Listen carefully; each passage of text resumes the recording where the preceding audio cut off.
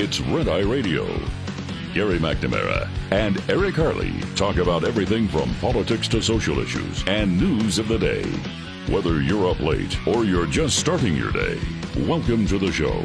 From the Uniden America Studios, this is Red Eye Radio. Hello and welcome. He is Gary McNamara. I'm Eric Harley. Welcome to Thursday. Welcome to August. Gary, how are you? just reading this here. Yeah. The New York Times has actually blamed free markets for Venezuela's descent down the economic cesspool under socialist dictator Maduro. Stupid capitalism. Who the hell in their right mind would actually consider Venezuela a beacon of capitalism Right. in South America? This is from newsbusters.org. Apparently, the Times, the newspaper, claimed in a July 28th news item that in recent years, the socialist model has given way to brutal capitalism, economists say, Brutal. with a small state-connected minority controlling much of the nation's wealth. the newspaper... Yeah, and their names are Maduro. Right, yeah. Exactly. The news, and by the way, a state-controlled group of people controlling the nation's wealth is not capitalism. That's not capitalism. Stupid capitalism. Oh, my God. Wow. The newspaper, whose report was addressing the dubious presidential election results in the socialist country, cited no specific cohort of economists who made the asinine claim that capitalism, as opposed to socialism, was at fault for Venezuela's economic upheaval. Oh, my gosh. This is from Newsbusters now. I'm reading what they wrote. The leftist rag apparently also didn't realize the contradiction in railing against a state-connected minority controlling much of the wealth, like that has anything to do with capitalism in the first place. Right. What are they going to do next? Wow. You know, the Soviet Union, the fall of the Soviet Union lays square at the feet of capitalism. Well, that may be true, but it was American capitalism. No, it was capitalism within the Soviet Union. And let me get you there.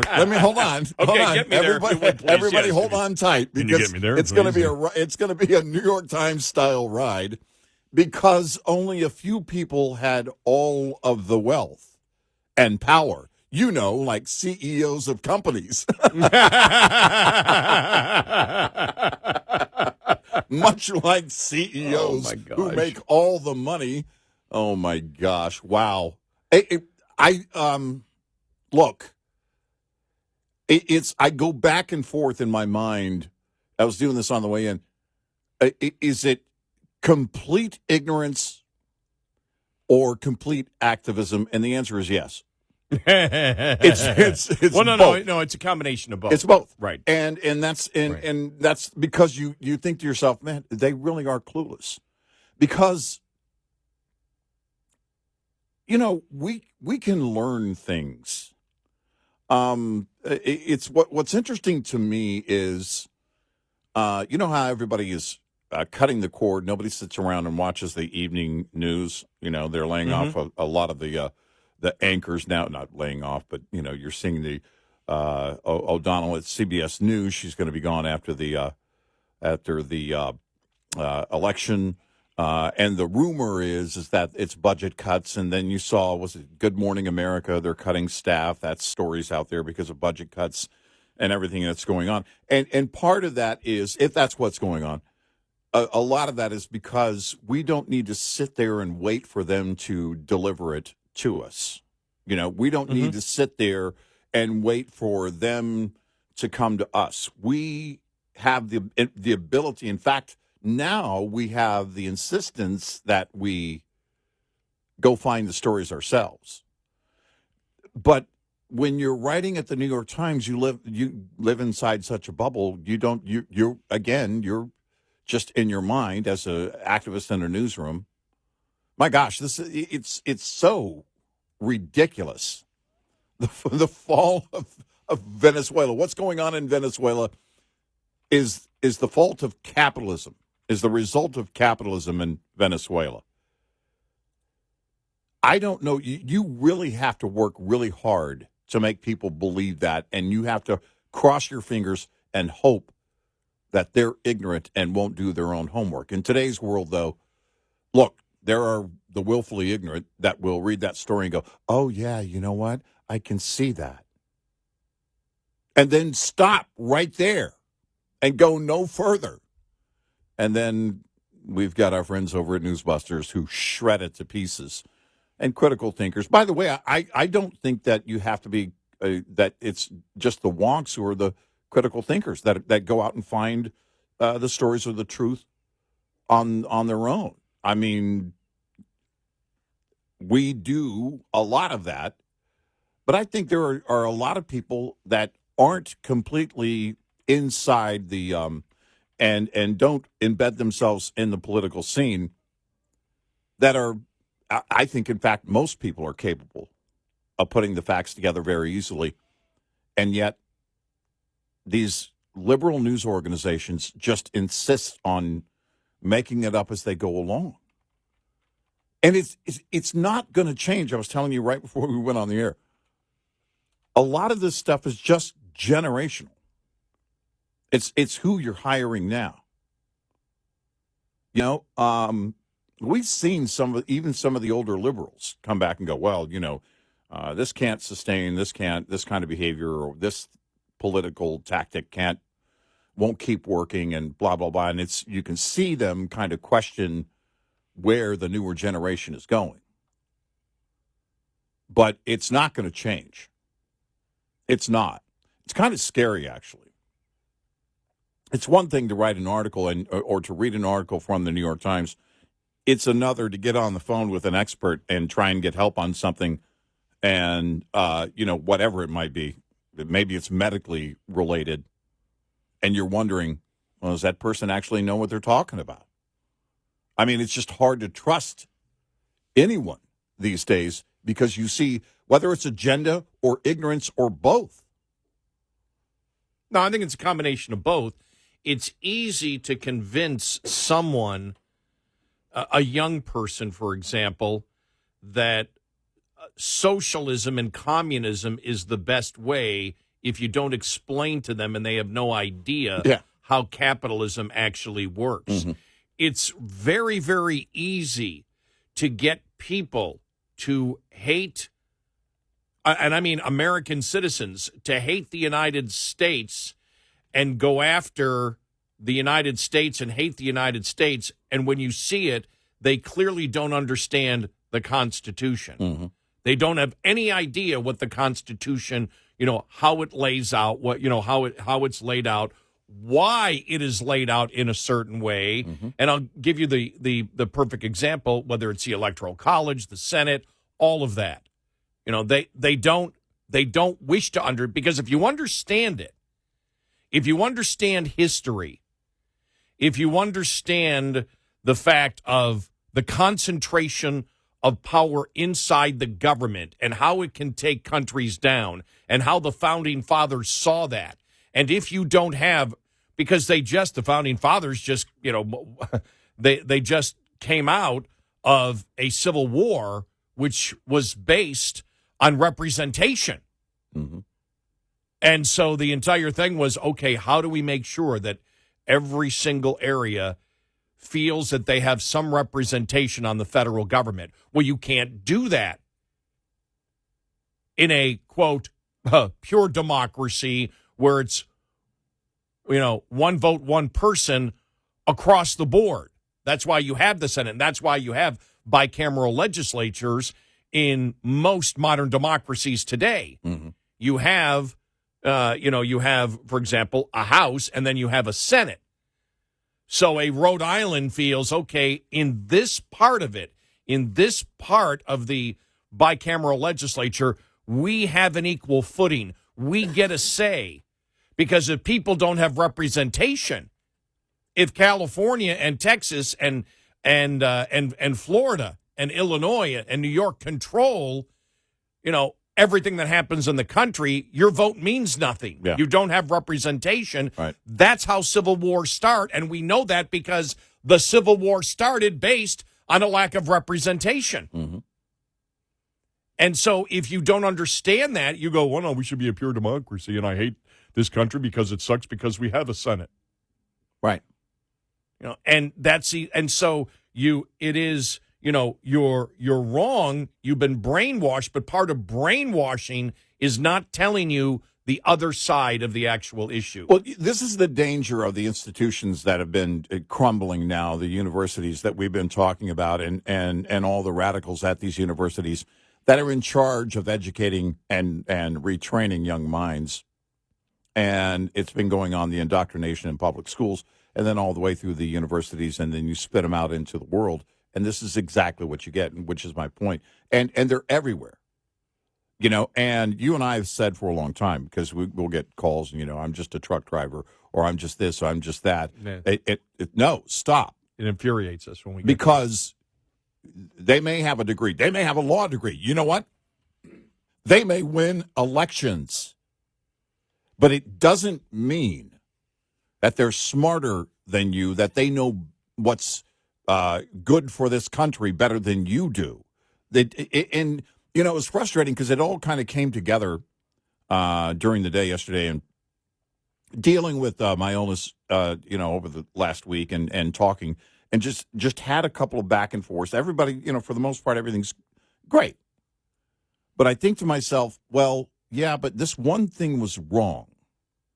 And this is a person who has training. This is a person, and then I just step back and start thinking of the universities and the radical minds and mindset. And it's not about an actual education. It is about indoctrination. That's first, foremost, in fact, the only thing that actually matters. The sheepskin and what they take into the world is not even secondary. Yeah, and to the radicals that are in charge of those schools. Well, and that's why I said, I grew up. You grew up blue collar. I grew up blue collar, and when I can't do it now, I wouldn't even dare to try to tear apart an automobile engine. But man, I mean, when I got my first couple of cars, we did, except for maybe major transmission repairs. Yeah. We did everything on those vehicles, and then coming from a machinist family. And after I went to college, and I was still, and I had done banking, and I had done after college, I had done machining for 5 years. I came to the realization, it's like, well, something. People with technical skills like that, without any college, but with the technical skills, are smarter than most people that go to college. Oh, yeah, they have to figure things out, and they have to know how things work. The majority of people that go to, and I'm not saying that, and the exception might be if you're somebody who's really into, technical and engineering ideas, and you have an engineering degree, because an engineering degree is a completely different concept from so much of what is taught in college. And so, my father never had a college degree. My father rose to the top ranks of industry, of engineering, because he knew basic engineering concepts. These things, and it's one thing that you and I talk about all the time. And so I remember one time someone said, "What does it mean? What does it mean to you when someone says, the elite of the media?" And I've always responded. I said, it's the people that use false benchmarks as to what makes you knowledgeable and smart. Right. And part of that is college educated. Right. Master's degree. Right. A lot of these things, and that's why we try to break them down, is pretty simple when it comes to economics, when it comes to science. A lot of these things, some things can get quite complicated, but most things the average person can easily understand. And it's that arrogance. And I remember my dad telling me one time, and we were very young, but he went to a school board meeting, and man, he was furious when they said, "Look, we are the professionals. We are the doctors of education. Let us make these decisions," as if, that elitist attitude is, we know better than you. Right. Well, you know something?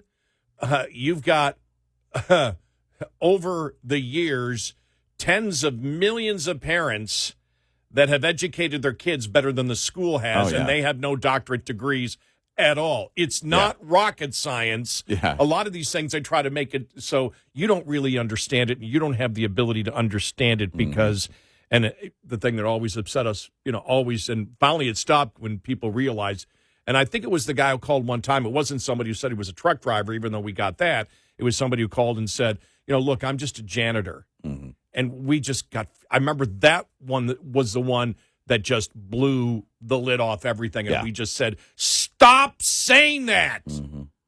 Mm-hmm. I cleaned toilets was my first job. Right. And I had the ability back then of critical thinking cleaning toilets. Mm-hmm. It doesn't matter. In fact, if you're doing that, then you're doing the absolute right thing and should be credited because you're doing what you need to do to survive at that moment. You're not stealing. And by the way, one of the first things of higher intelligence to me is morality. Yeah.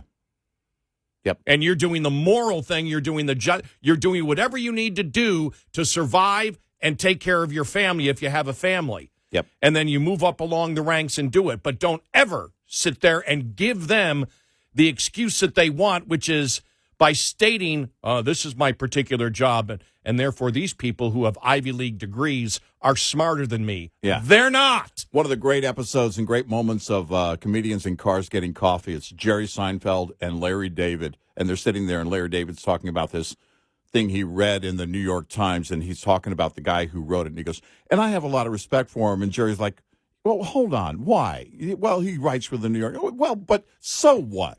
And I love that moment, to bring it full circle here. And it's you know what? Because you and I do that. It's all right. We appreciate a lot of the work that's been done, but we may disagree with them. We're not going to necessarily give them deference. We can say, hey, most of their work is good. Sometimes we disagree. But that's for many on the left. Well, it's the New York Times. And they think capitalism is what brought Venezuela down. No. We got a great show ahead. 866-90 Red Eye.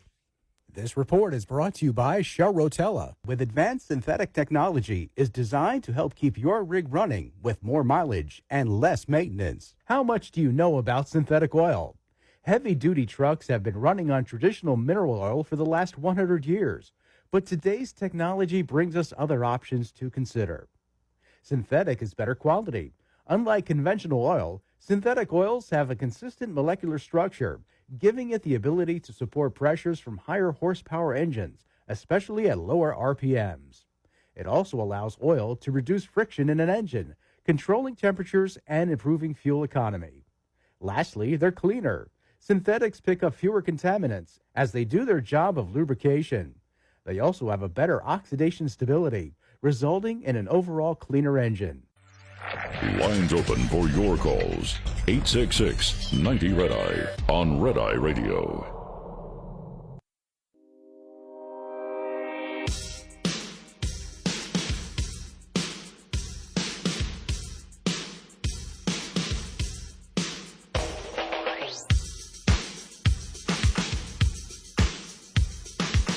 It's Red Eye Radio. He is Eric Harley, and I'm Gary McNamara. Coming up here on the show, we got so much to talk about. The Biden Department of Justice makes a deal with Khalid Sheikh Mohammed and the other 9/11 conspirators. Unbelievable. So they don't get the death penalty. We'll get to that coming up here in just a little bit. Trump and the interview with the black journalists. Some good things. And as I said yesterday, if I were them, I would really throttle down doing the interviews, especially with unfriendly media, because there were some landmines that he stepped on that blew up. Yeah. And one advice I give him, do not argue identity politics when they're talking identity politics. Not in their house. Right. And we'll get to that coming up.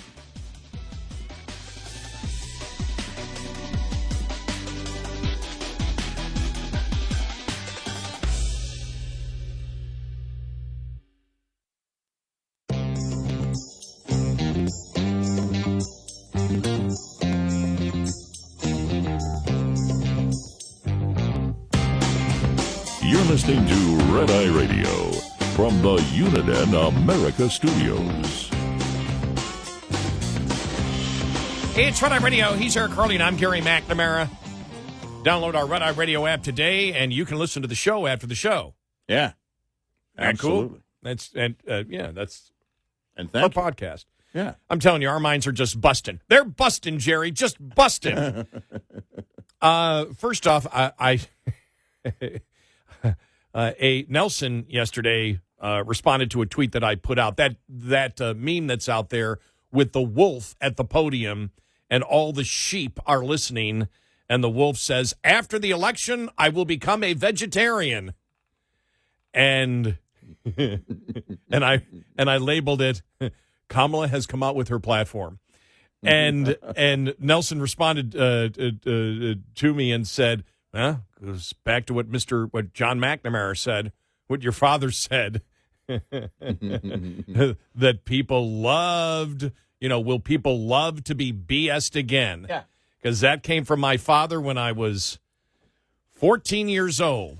Yep. 1969, my father told me that, and he said, "You're going to find out in life that people actually want to be bull."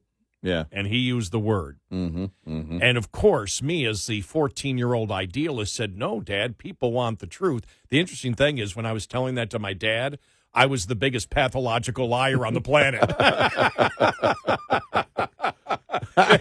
Where were you, Gary? I was at church. Where I always am at church. Where I always am at exactly at church. But isn't that interesting? I mean, the mind of a teenager. "No, Dad, people want the truth. People want the truth," as going through the back of my mind. But you're a pathological liar as a teenager, Gary. Yeah.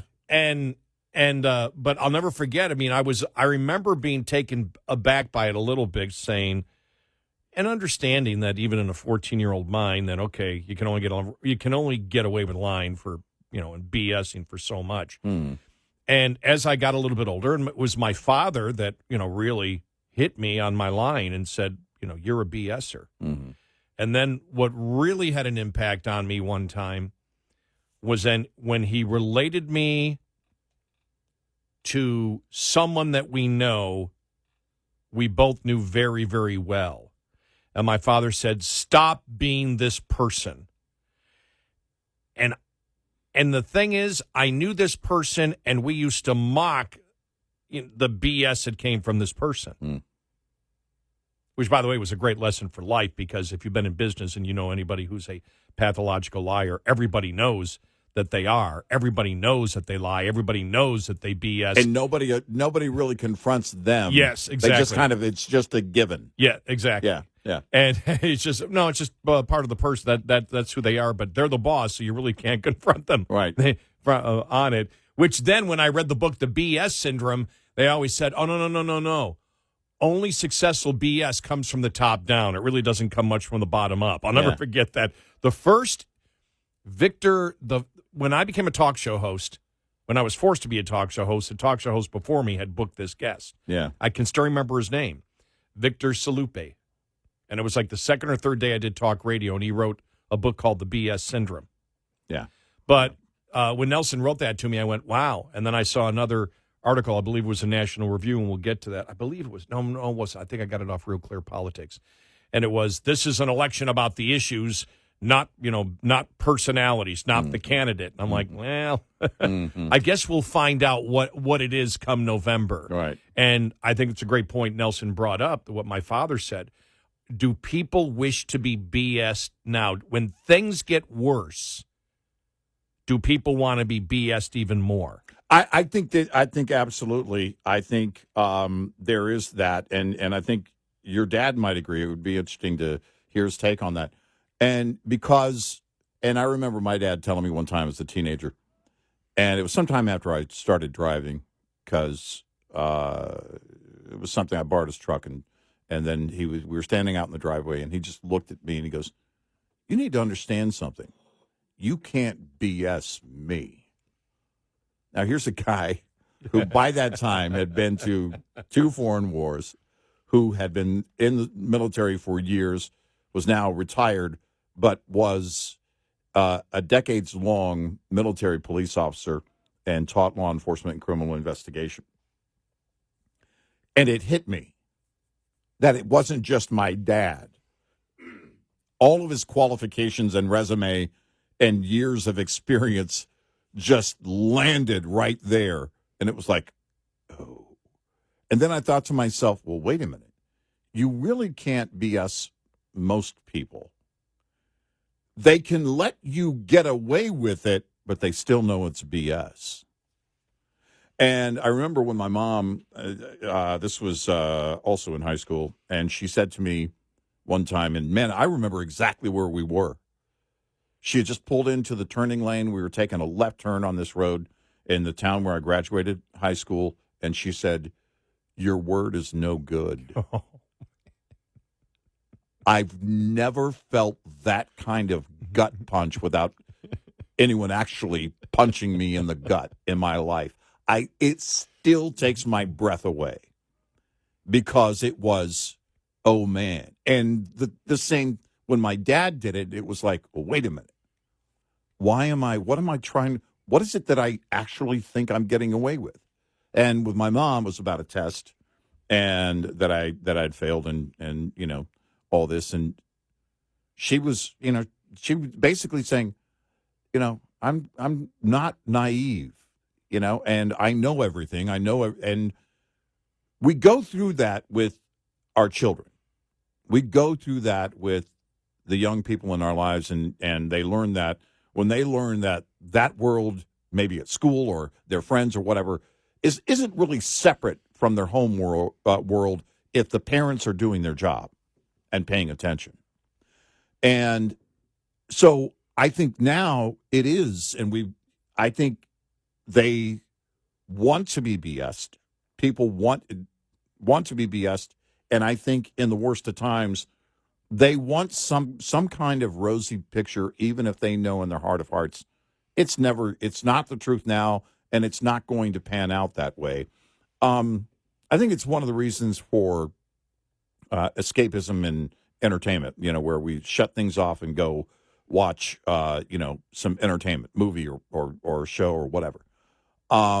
But I think it's also part of I'd really like to believe for a moment. It goes back to Joey Pants in The Matrix. I know I'm not eating steak, but it sure tastes like steak. It feels like I'm eating steak. I'm in the Matrix, and that's fine. And I think people are okay with living in the Matrix, even for a short period of time. I think here's the advantage the Democrats have right now with Kamala Harris. They shifted gears and took a 90-degree turn after being completely out of sorts and anything but united as a party. Now, does it give her credibility? We all know that it does not. But what they have going for them is something new. We were talking about the job of Donald Trump on the debate stage that night with Biden. Before that debate, we said, look, it's just be the contrast. Be the contrast. Be the contrast. And now that's what they're attempting to do with Kamala Harris. Again, for critical thinkers, people who have been paying attention all along, and I believe even the rank and file, many of them on the left, because it goes back to the 2020 season when she didn't even make it to 2020. All of these things fall apart very quickly, except if you can get enough people. You just need enough. You just need enough. It's almost like the reasonable doubt thing in a court of law. You just got to convince the one juror. Just get one or two jurors. Throw that reasonable doubt, something. Well, give them something to latch on to, something, because things are getting busy. Back to school. Here we are in August, as of in Central Time 44 minutes ago. Here we are now. Parents are, scrambling to, okay, we got to get the kids, they got to get them clothes or uniforms, or, we got to get all of their supplies and everything else. And how are we going to do that when we're just trying to make the rent and get groceries on the table? And they're looking for something. And I think the left is likely going to be, in fact, this is their playbook, they're going to be throwing out pretty soon. They've already started it, but I mean, it's going to be a big part of her road schedule and campaigning to throw out a bunch of freebies. We're already seeing the move by Biden on more college loan transfers. And these are the things that they do. Let's throw, much like Venezuela, let's throw a bunch of money at the people right before the election and give them hope that something is coming down the pike. And we're caught in this conundrum of, well, I'm drowning, and I know I'm drowning because we spent too much money. Our government spent too much money, but also I need more money. And if they could just give me a little more, maybe it would work. And politically, it's insane. Yeah, of course it's insane. And as we've always stated with the national debt, it's one of the most immoral things we as a people do in the United States, which is put our tax burden on future generations. We found that loophole of taxation without representation. Well, we'll make sure that our debt, what we want today, goes to the unborn. And it's pretty amazing. I had to do it to tell you, though, since we've been talking about, BSing and lying and all that. I had a guy who wrote me yesterday and said, "You guys are liars. Trump blocked the immigration bill." And this went to yesterday, and I forgot whether it was Harris who was saying it or some surrogate that was saying that he blocked the bill. And that was her ad. Oh, it was her bill? Yeah. It was her ad that said that. Yeah. And we stopped. We said, no, he didn't block the bill. He has no power to block the bill. The bill was blocked by members of Congress, and we said, and it was blocked because they agreed with the president that this is going to loosen immigration law. That was the big problem that Republicans had. It would loosen current immigration law right now. Now, were there some people that took a political calculation and said, well, I might vote for it, but I might not get reelected? Yeah. But that consideration is in play with every bill. Right. That isn't Trump blocking it. Right. And I just said, no, you're wrong. And it's like, but that's when we get called liars. That's what it was about. And we said, well, no, you're implying that Trump had the ability to block it, because that's what it means. Right. If you're in government, you block something, which means you veto it. Right. And for Trump, it would have been a veto. Trump didn't have the veto. Well, yeah, but he convinced others to do it. Well, that was their decision. Right. They decided to do it. Congress blocked it. Right. And we explained it fully that way. Right. We did, and we explained that fully. And this guy's like, furious. That's a lie. That's a lie. And it's like, now we can't even agree on what a lie is. Right. So we talk about, well, we can't agree with what the truth is. Well, now we can't agree with what a lie is. A lie to them is telling the complete and total truth. Yeah. Not just playing the semantics with it, saying, okay, let's break this down. And that's what we do for everything. So, yeah, it's but yeah, you're right. The Nelson, thanks for that. He goes, John McNamara, it's perfect. Are we going to be BS'd again? Do we wish to be BS'd? I even saw, I think it was Barry Weiss talking about an article coming out in the Free Press where I don't want to use. I think it was, she said, that the article tomorrow is going to be on even how Republicans have been hoodwinked by everything here and don't know what to do with. Nobody's been hoodwinked. No Republican has been. Everybody knew this was a possibility, that this was going to happen. If we're unprepared, that's one thing. Well, this but is to why sit there and say that the Republicans had been BS'd, and so Republicans or Trump supporters are supporting her because they've been hoodwinked in some way, I would disagree with that. Right, and that's the thing, is that you on this show we walk things through, and if you don't see all the possibilities and lay them out and walk through to the end on each one, then that's on you. 866-90 Red Eye. Get in touch with Red Eye Radio, toll free at 866-90 Red Eye.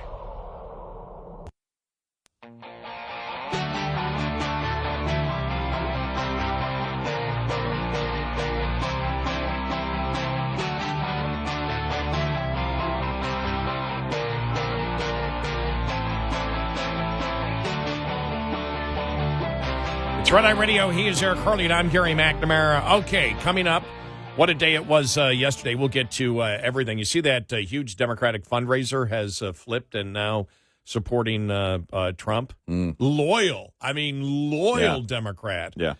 David Marcus yesterday, and we'll get to that. And actually what he wrote, because it's fascinating to see when somebody who is a Democratic fundraiser rejects the Democratic Party. What are the specifics that they bring up? And so we'll get to that. Trump and the interview with the black journalist yesterday, and a whole bunch more. We got there's too much. There's just too much going on. It's a full day. Oh yeah. Project 2025. The last words on that. Okay. Yeah. All right.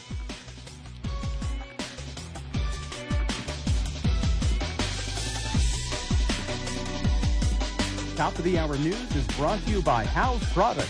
Visit houseproducts.com. This is Red Eye Radio on Westwood One.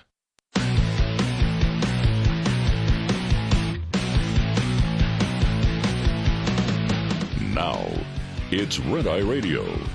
Gary McNamara and Eric Harley talk about everything from politics to social issues and news of the day. Whether you're up late or you're just starting your day, welcome to the show. From the Uniden America Studios, this is Red Eye Radio. All across America, we are Red Eye Radio. He is Eric Harley, and I'm Gary McNamara. Welcome and good morning. Oh, and the other thing that after Nelson sent me that response to the X'd, what do you say? You can't say tweet. What's the correct word? Post? Mm-hmm. My ex post. Mm-hmm. That's too long. Yeah? I need something like, what's short for X? It's as short as it gets. It's one letter. Twitter tweet. I X'd. Mm-hmm. Well, after I put my X post there yesterday with the wolf. It sounds like you're trying not to curse. It's Man, I X'd that up. But the post that I put on X that showed the wolf and everybody listening are thousands of sheep, and the wolf is saying, after I'm elected, I will become a vegetarian. and I wrote, basically having fun. Kamala's been making a point. Kamala released her platform today, and it's the fact that, she, of course, she's saying things that aren't believable. And attempting to BS the people that she's one thing when she is not. And so Nelson brought up the fact of my dad. It's going to be election, and what your dad said. Are people willing to be BS'd again? And I also saw Joe Rogan, the headline. Joe Rogan warns Kamala Harris will win because people are giving in to bull blank like never before. Well, I don't know. We did go through the Obama campaign. Yeah. You and I always remember. Hope and change. You and I always remember the ultimate in BS. And it was the evidence in that election that we said Democrats believe people are idiots and will buy into anything. And that's when Obama said our gas prices, we believe it was in Houston, right? It was. Our gas prices too high? Yay! Everybody cheered. Yes, they are too high. Do you want me to lower them? Yay! Well, if I become president, we'll put a windfalls profit tax on all the oil companies. Yay! And Eric and I are listening to this going, he just asked them, are gas prices too high? And they all screamed yes. Yeah. Would you like them to be lower? They all screamed yes. He said, well, then if I become president, I'll raise the price of gasoline. Right. And they all cheered. Right. A bunch of idiots. Sorry, you got to be blunt. Everyone in that crowd that cheered was a complete idiot who had no idea how things worked. Yeah, and Houston, Texas. And yes. A city without the oil and gas industry would be a 7-Eleven and 2 strip clubs. Be more than and two. I'm only slightly exaggerating that. Well, yeah, you are. Because there would only be one strip club. No, there'd be probably a lot of strip joints. It is. It is Texas. Seriously, how many pawn shops can you fit on I-45? You know, whenever I go visit my dad, I go to the airport real early in the morning. Mm-hmm. And Buffalo isn't known for strip joints, and but they've got them, and there's one near the airport. You can find them if you're looking. Yeah, you can find them if you're going to the airport. There's and it's something cabaret. It's always a cabaret, isn't it? Yeah, it's exactly a cabaret or a gentleman's club. Gentleman's club. By the way, I'm a total gentleman here. Can I see some naked women? Because you're trying, because I insist on being distinguished. Yes, I'm distinguished, so because I'm distinguished here and I'm a gentleman, may I see you naked? Yeah. But I know it's. I don't want to be giving it advertising, but Tiffany's Cabaret on the corner of Transit Road and Genesee. All right. And so I will go by on weekdays. I will go by there, and it will be. I'm trying to, my flights are always at 6 or 6:30, so I like to get in there just as TSA is opening when because nobody gets the there really airport, before. not the cabaret. Yeah. Yeah. Okay. Thanks for making that clear. Just wanted to. Yeah. But I always go by going, maybe I can stop in for 5 minutes. No, but I go, and I'm just always amazed that it's 3:30, 3:45 in the morning, and the parking lot's full. I'm like, it's a weeknight. Yeah. It's like, yeah, yeah.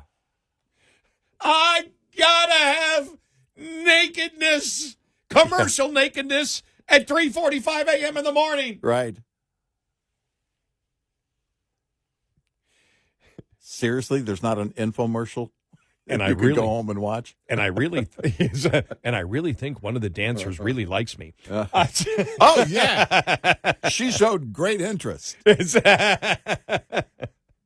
Oh man, I'm telling you. But yeah, I always shake my head, and go, wow, wow. It's just like it just amazes me what people do with their lives. It may be a sense of perverted awe. Yeah. It may be awe, but a sense of perverted.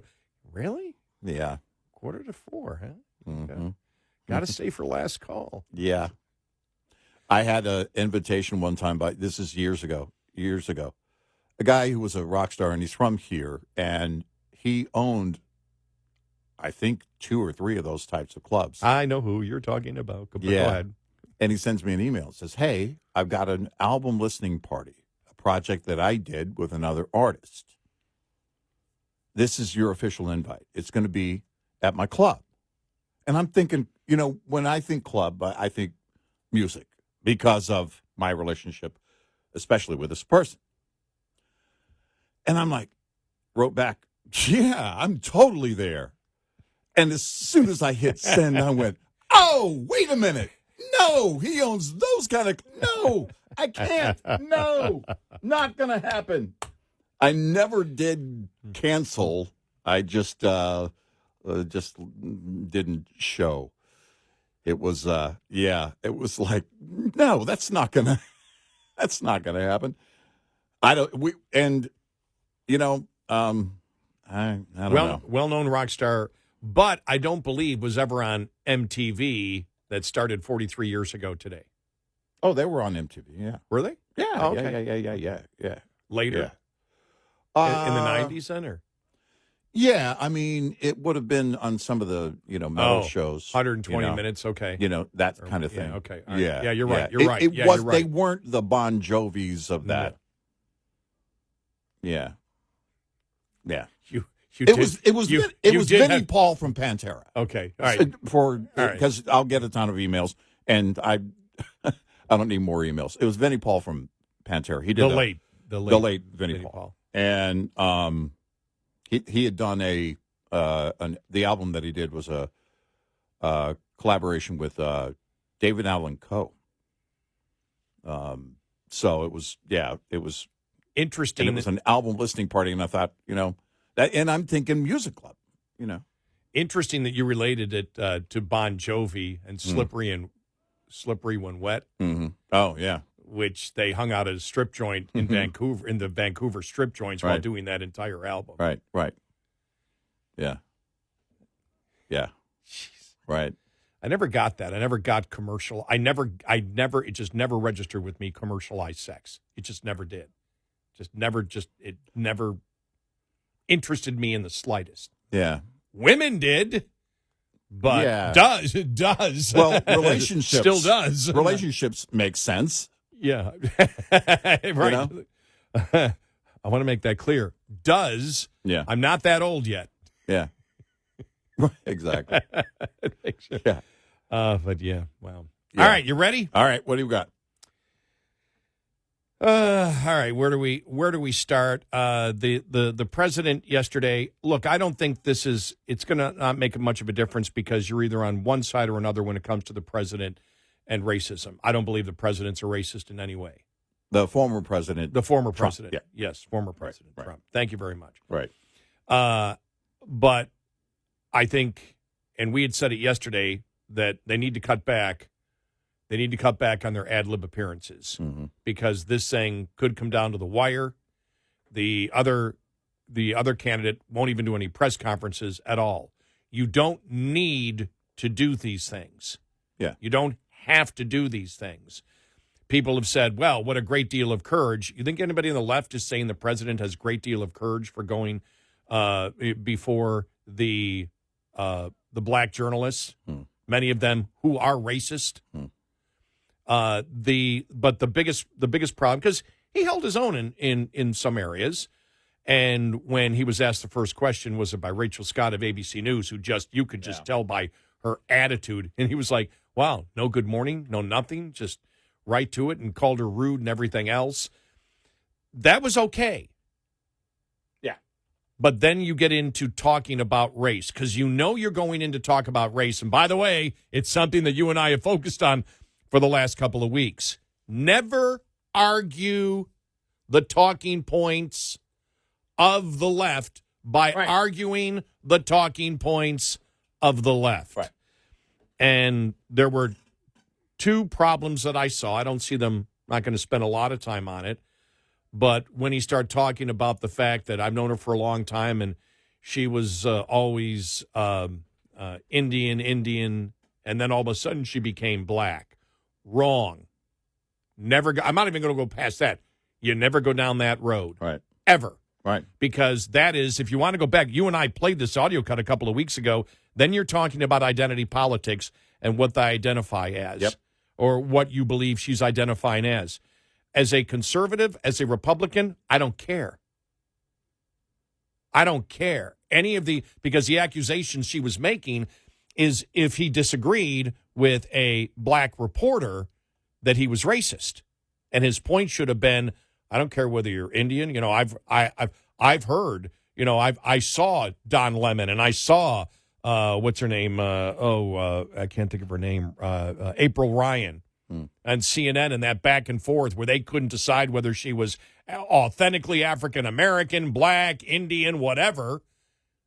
You and I play this. We'll play a little bit of it right here. Here we go. All right, here we go. Here it is. She is a black woman. Okay, that's her why I father agree with is a that. black I man from agree with Jamaica. that. But No, is I don't she wanna get into the African pigment. I American? don't wanna get into the pigment No. issue. But is she African American? There's a difference. There's nothing wrong with that. No one is trying So to let's take go down. anything away Let's from go down her. into her lineage. I think. And so going down the lineage and pigment and everything else. And then they did an entire thing, CNN did, how Harris's Indian roots shaped her political views. And look, we all know that Democrats will use their identity for whatever demographic they're attempting to appeal to at a particular time. That's their identity politics. Mm-hmm. That's where they're judging people by groups and not individuals. And that's what Trump should have said. Number one was fine. You're rude. I came here in good faith to talk about my policies and what I do. And by the way, I didn't criticize any of those reporters because of their skin color. I criticized them because of where they stand on the issue. I don't care about skin color. Right. You care about skin color. Right. Soon as he went down that road, then he's going to be fact-checked, and they're going to go, well, no, here she is back in when she was a senator saying, I'm black and Indian, and you're not going to win that. And the whole goal is to win over independence, and that's what wins over independence. And that's why Trump, they should need to limit his ad-libbing. Yeah. Because that doesn't help. This is what I would suggest if I was the political consultant, to the Republican Party. There was no need to do that. But if you're going to do that, you go in, you don't play their game. Don't argue like a Democrat. Identity means nothing to us. Right. Your brain and your soul, your the content of your character and the substance of your argument. And I disagreed with all of those people because their arguments are bogus. I don't care that they're black. I don't care what the color of their skin is, but clearly you do, and that's where the racism comes in with the identity politics of the left. Boom! You win. My policies benefit everyone regardless of their background or skin color. Yeah. Well, he did get into that later on. And those those are the things you have to focus on. Stay on that. You win every time. They may not concede that you win, the left, but you do. Yeah, your goal is not to have a draw with everybody No. on your side saying you No. did a great job and everybody, else saying you didn't. It is, he made solid points. The independents, there were solid points that he made there that I don't care about your skin color. I Right. care about the substance. That's something that independents, everybody in America, most people in America, independents that are looking for what is the right way on race, that's the right way on race. Right. For the majority of independents, and that's what you want. The other thing is where he was asked about whether Vance was ready. Gave the wrong answer. Historically, the vice president, and here's his quote, historically, the vice president in terms of the election does not have any impact. I mean, virtually no impact, Trump replied. You're voting for the president, and you could have a vice president that's outstanding in every way, and I think J.D. is. I think all of them would have been, but you're not voting that way. You're voting for the president. You're voting for me. But look, politically, that's probably true. Not the right answer. The right answer is J.D. Vance is the most qualified vice president candidate to be vice president in the United States. He served this country. He understands what it is to sacrifice in wartime. He served this country honorably. He's been involved in business and industry. The current vice president outside of government has no experience in business, industry, or the military. J.D. Vance is way more qualified than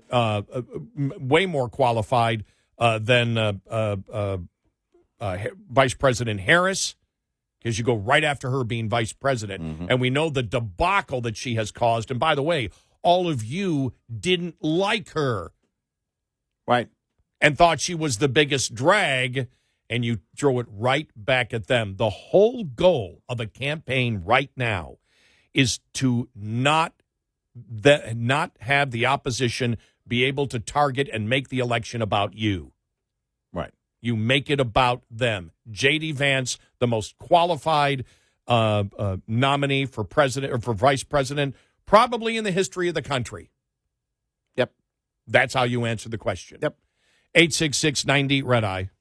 Brought to you by FPPF, Fuel Power Max. Leased owner-operators should be aware of 4 common revenue myths, lest you fall into the trap of mistaking revenue for profit. Myth 1, concentrate on increasing revenue because costs will take care of themselves. This is not true, as costs are fundamental to the profit equation and the area where owners exert the most control to improve. Myth 2, more revenue per mile is the answer to all problems. Though carrier pay packages differ in structure, revenue per mile really doesn't change much from company to company. But there can be a big difference in miles, overall gross revenue, reimbursements, and fees. Myth 3, all you have to do to be successful is run a lot of miles. In reality, revenue is only half of the profit equation. Costs are the other half. It's possible to generate a lot of revenue, yet spend $1.10 to make every dollar. Myth 4, you can tell how well you're doing by the size of your settlement check. The settlement check is only a part of the success picture. Miles driven, loads hauled, conditions, mechanical problems, time off, and especially costs all have to be considered. Owner-Operator Business 101 is provided by Overdrive's Partners in Business program. Go to overdriveonline.com to the Partners in Business section of the website for more details on this and many other topics. Brought to you by Shell Rotella, with advanced synthetic technology is designed to help keep your rig running with more mileage and less maintenance. We'll be right back with more Red Eye Radio with Eric Harley and Gary McNamara.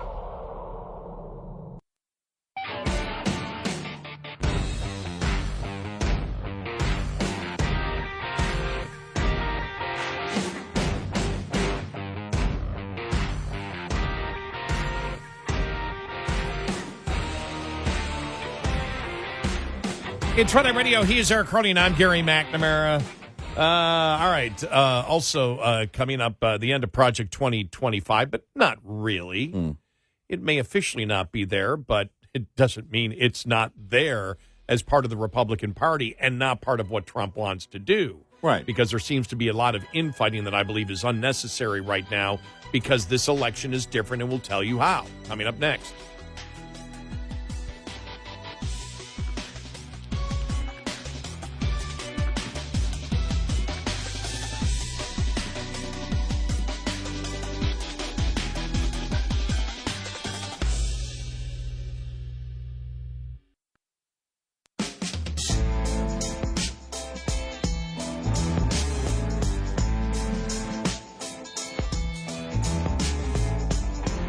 Call and join the conversation.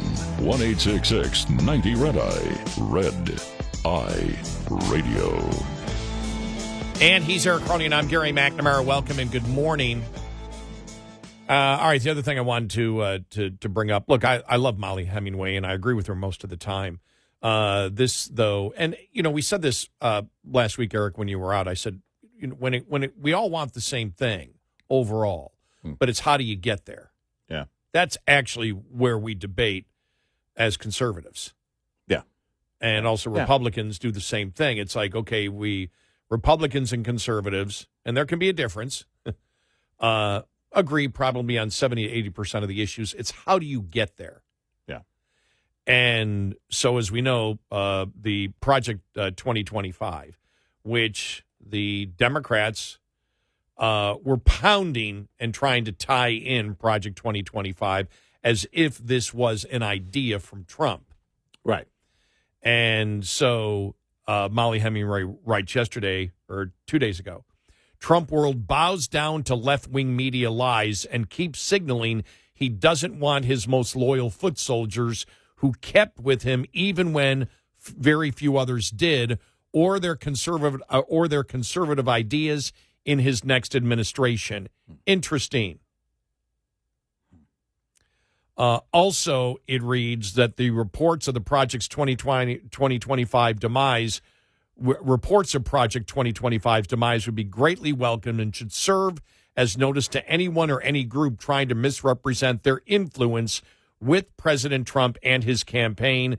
This will not end well for you. And his two campaign leaders sign it. Now, there's a big debate yesterday. Well, they're having too much control. No, Trump wanted this. Mm-hmm. Trump wanted it. Trump came out very, very strong against Project 2025 and said, some things I like, some things I don't, but I hadn't read it. It's 900 pages.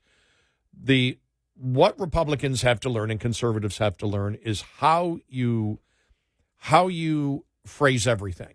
Because if you don't phrase it correctly, the Democrats will use it against you, as they did tying this in. The Project 2025 was specifically what Trump should do and the Trump people should do.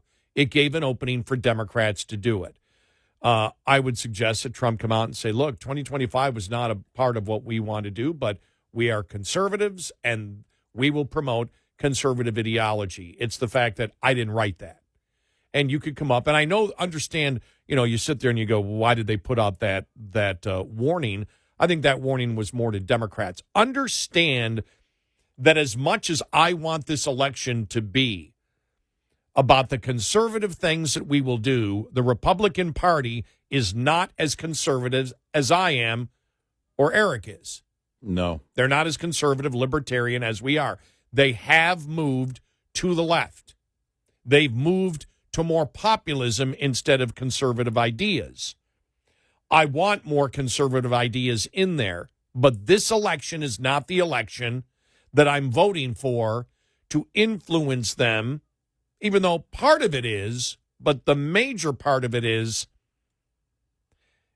is we have an authoritarian Democratic Party that's been in control, and they've got to be out of there. This is about basic constitutional issues. This is about government involved in censoring. This is also about what we saw in COVID.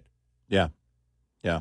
You know, there was a hearing for a judicial nominee yesterday that doesn't have the votes already, but still was in there, and they were pounding him about what he agreed to in COVID. Right. When you think of how individual rights were just thrown out the window during COVID, and we found out later so much of what we were told was wrong and that we didn't need to do, 90% of what was done. Yeah. And when you saw how easily government would attempt to manipulate it and shut down our society and promote things that are lies, when you see what happened with the Russia collusion hoax, what the Democrats are willing to do. You know, you go through the entire thing there with the fake warrant. When you look at what happened with the intelligence agencies and the 51 line about the Hunter Biden laptop and censoring, when you see the terror in Democrats that became part of the Twitter files to figure out what happened, and they went in there and it scared the hell out of them. The censoring that they saw coming from the party that they have supported for such a long time. Yep. When you see the racism that is promoted, the identity politics, the division of the Democrats out there. And I understand we need to worry about the debt. But part of the problem is the American public isn't there yet. The American public isn't there to cut the debt. They say they are, but as soon as you cut their program, you'll be out of office. Yep. That's the problem that they have. But in this, and we have to work on that, because you and I look at it, and I said, I think when you were gone last week, where it's eventually going to end, a lot of this stuff's going to go back to the states because they're not going to be able to solve it on the federal level. So they're going to have to drop these programs. It's going to get out of control, and the states are going to have to take over, which was really what was meant to be. That's what I see as the most probable solution, or maybe not solution by force, just the consequences of where we're going. You're just not going to be able to do it on that particular level. But this is not a campaign based on a lot of what is in Project 2025, even though I would agree with a lot of what's in Project 2025, the conservative things that they wish to do to boost the economy. But as we also know, not only do the Democrats use that, but I think the Trump administration knows that, you know, whether it's Jade Helm 2015 or Project 2025, those are the kind of things, that type of label like that can be deadly in a campaign, and I think the Trump campaign recognized that. And so, yeah, I want the Republicans to be more conservative. There's probably 50 things that I want done that this current Republican Party isn't going to be able to get done. But right now, that's not my major concern. My major concern is the bureaucracy, deep state, whatever you wish to call it, unelected bureaucrats that get to set policy, and really bad policy, and the authoritarian narrative now inside the Democratic Party, whether it's we got to get rid of the Supreme Court the way they're doing it, we need to do much more through executive order and try to unconstitutionally pass all these things. We're talking about the survival of the Constitution right now because of the direction the Democrats are going in. And that is my major concern, that it just has to be anybody but Democrats that have power right now, that recognize the failings over the last 5 years. Look, we're walking into this situation here, and we really are at a crossroads, and there are things that have to be prioritized right now.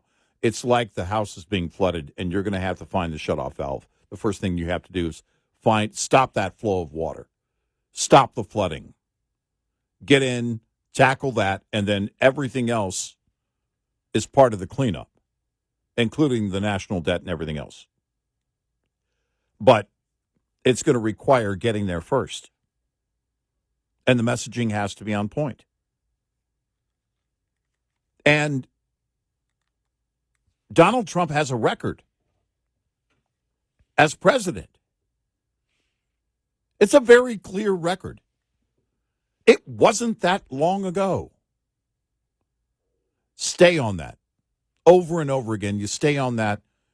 And then everything else, if you win, once you win, then you set your agenda and you set your priorities. You know, you bring up the whole COVID thing and everything that's going on, the judicial nominee. And I think to myself, not only do people want to be BS, many people want to be told what to do and want to be controlled, even after COVID. Yeah, they do. They want to be told every single day. Yeah. You and I recognize that. People go, what evidence is there? Well, the evidence that 42% of the people were in favor of New York City's, soda size ban, which was absolutely ridiculous. It was insane. And we got calls from people in New York City when that was going on saying, we think it's a good idea because we can't control ourselves. And was it Mika? Yeah. Who said, well, man, they should ban a lot of salt, too, because I can't control myself. Right. It's these people that believe that they can't control their own lives, that need a mother or father. I remember Chris Rock saying that, well, we really like the Obamas, and he's with the Obamas because the Obamas are really like our mother and father. Yeah. And we need a mother and father to lead us.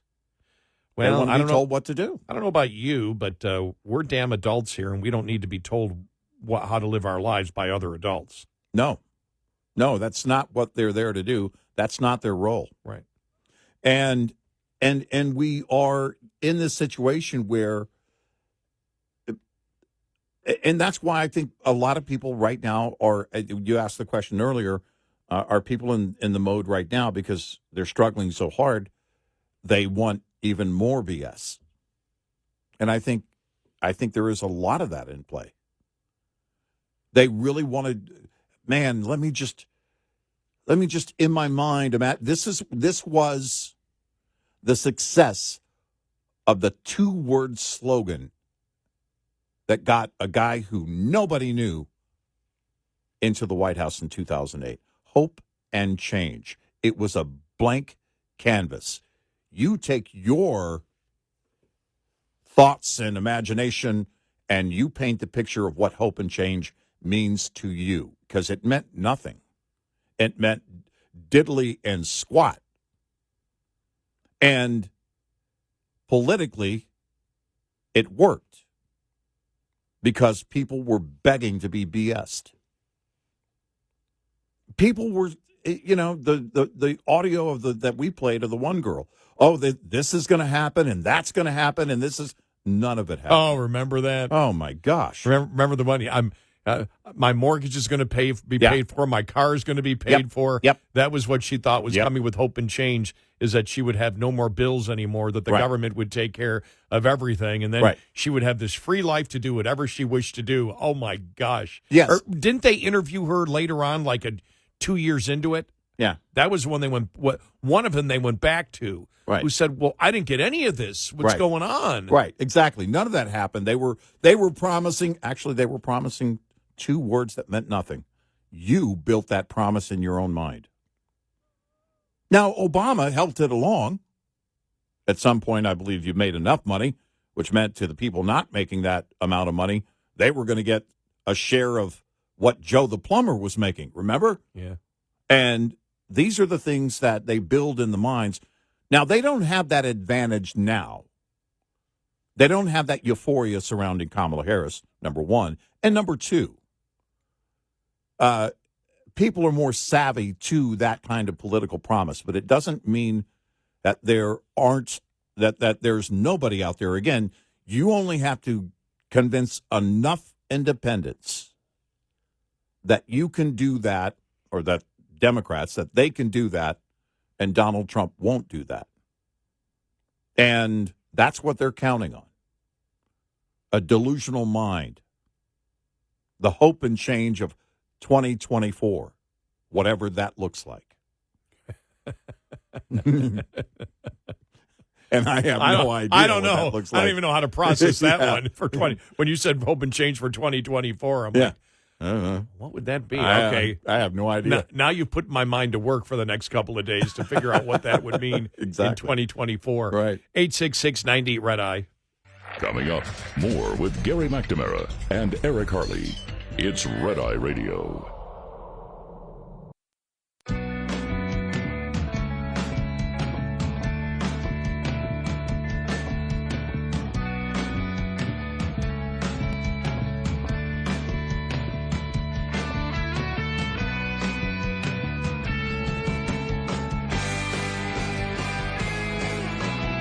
It's Red Eye Radio. He is Eric Harley, and I'm Gary McNamara. Welcome. Thank you for being here this morning, as always. Got a message really interesting from a listener that we'll respond to coming up following the top of the hour, and the whole concept was, well, it doesn't matter whether Republicans are more conservative or not because of the Democratic cities. Well, as you can see, we stated this a long time, well, probably, I don't know, a year ago we started saying this.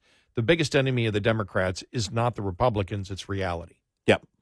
Right. And you had recently here in the last, 8 months, the mayor of Dallas was a Democrat become a Republican. Mm-hmm.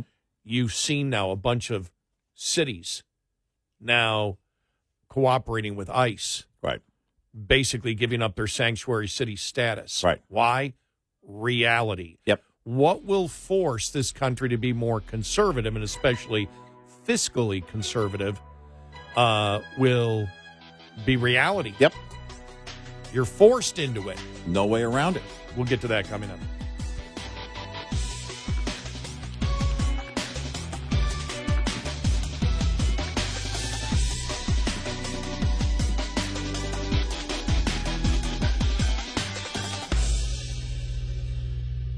This is Red Eye Radio on Westwood One.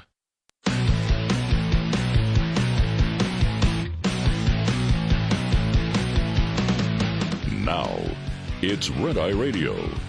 Gary McNamara and Eric Harley talk about everything from politics to social issues and news of the day. Whether you're up late or you're just starting your day, welcome to the show. From the Uniden America Studios, this is Red Eye Radio. All across the USA, we are Red Eye Radio. I'm Gary McNamara. He's Eric Harley. Hi. I'm just chuckling. You know, when we started out the show, we were talking about whether it's ignorance or just radicalism, and we said it's actually a combination of both. And I was talking about, got into stuff. I'm not going to rehash it again about the Constitution, believing in the Constitution and the Founding Fathers, and that the Founding Fathers, were willing to fight a civil war against Great Britain. Right. I didn't say the Civil War. Yeah, not that Civil War. I understand that was the Revolutionary War. I said they fought a civil war, which the Revolutionary War was against the country that they belonged to, which was England. So There you go.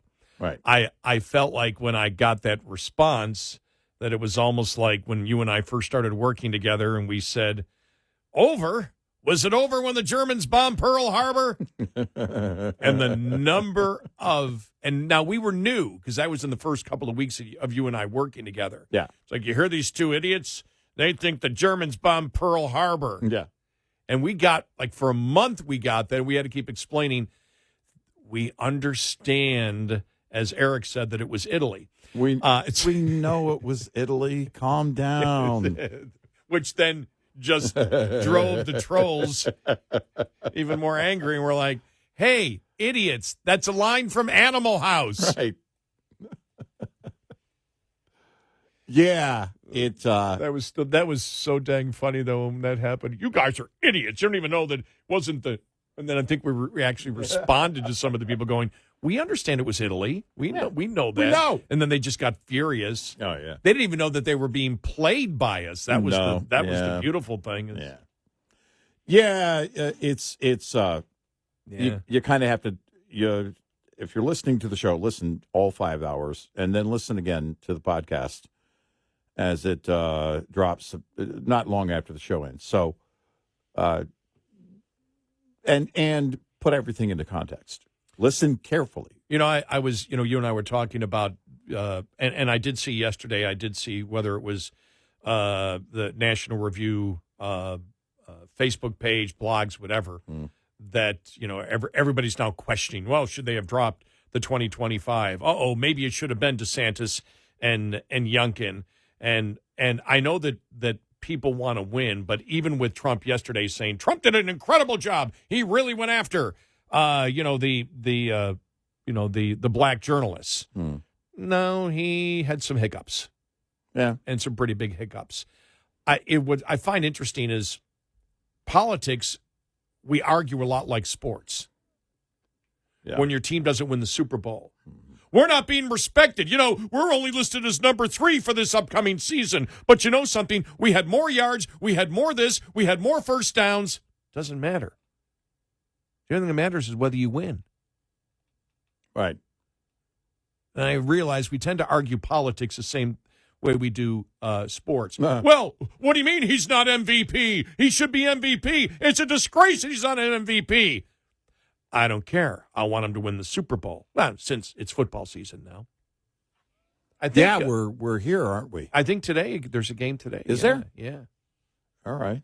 I don't even know which. Is it? It's got to be the Hall of Fame game then today. All right. Is it? Okay. I think I don't unless I don't know. They may be playing. Or is it the Saudi Arabian game? I gotta throw that out. Live football. Oh wow. Yeah. Yeah. I just. By the way, and again, I got somebody said, "You're really not watching any of the Olympics." I'm like, no, No. I haven't watched.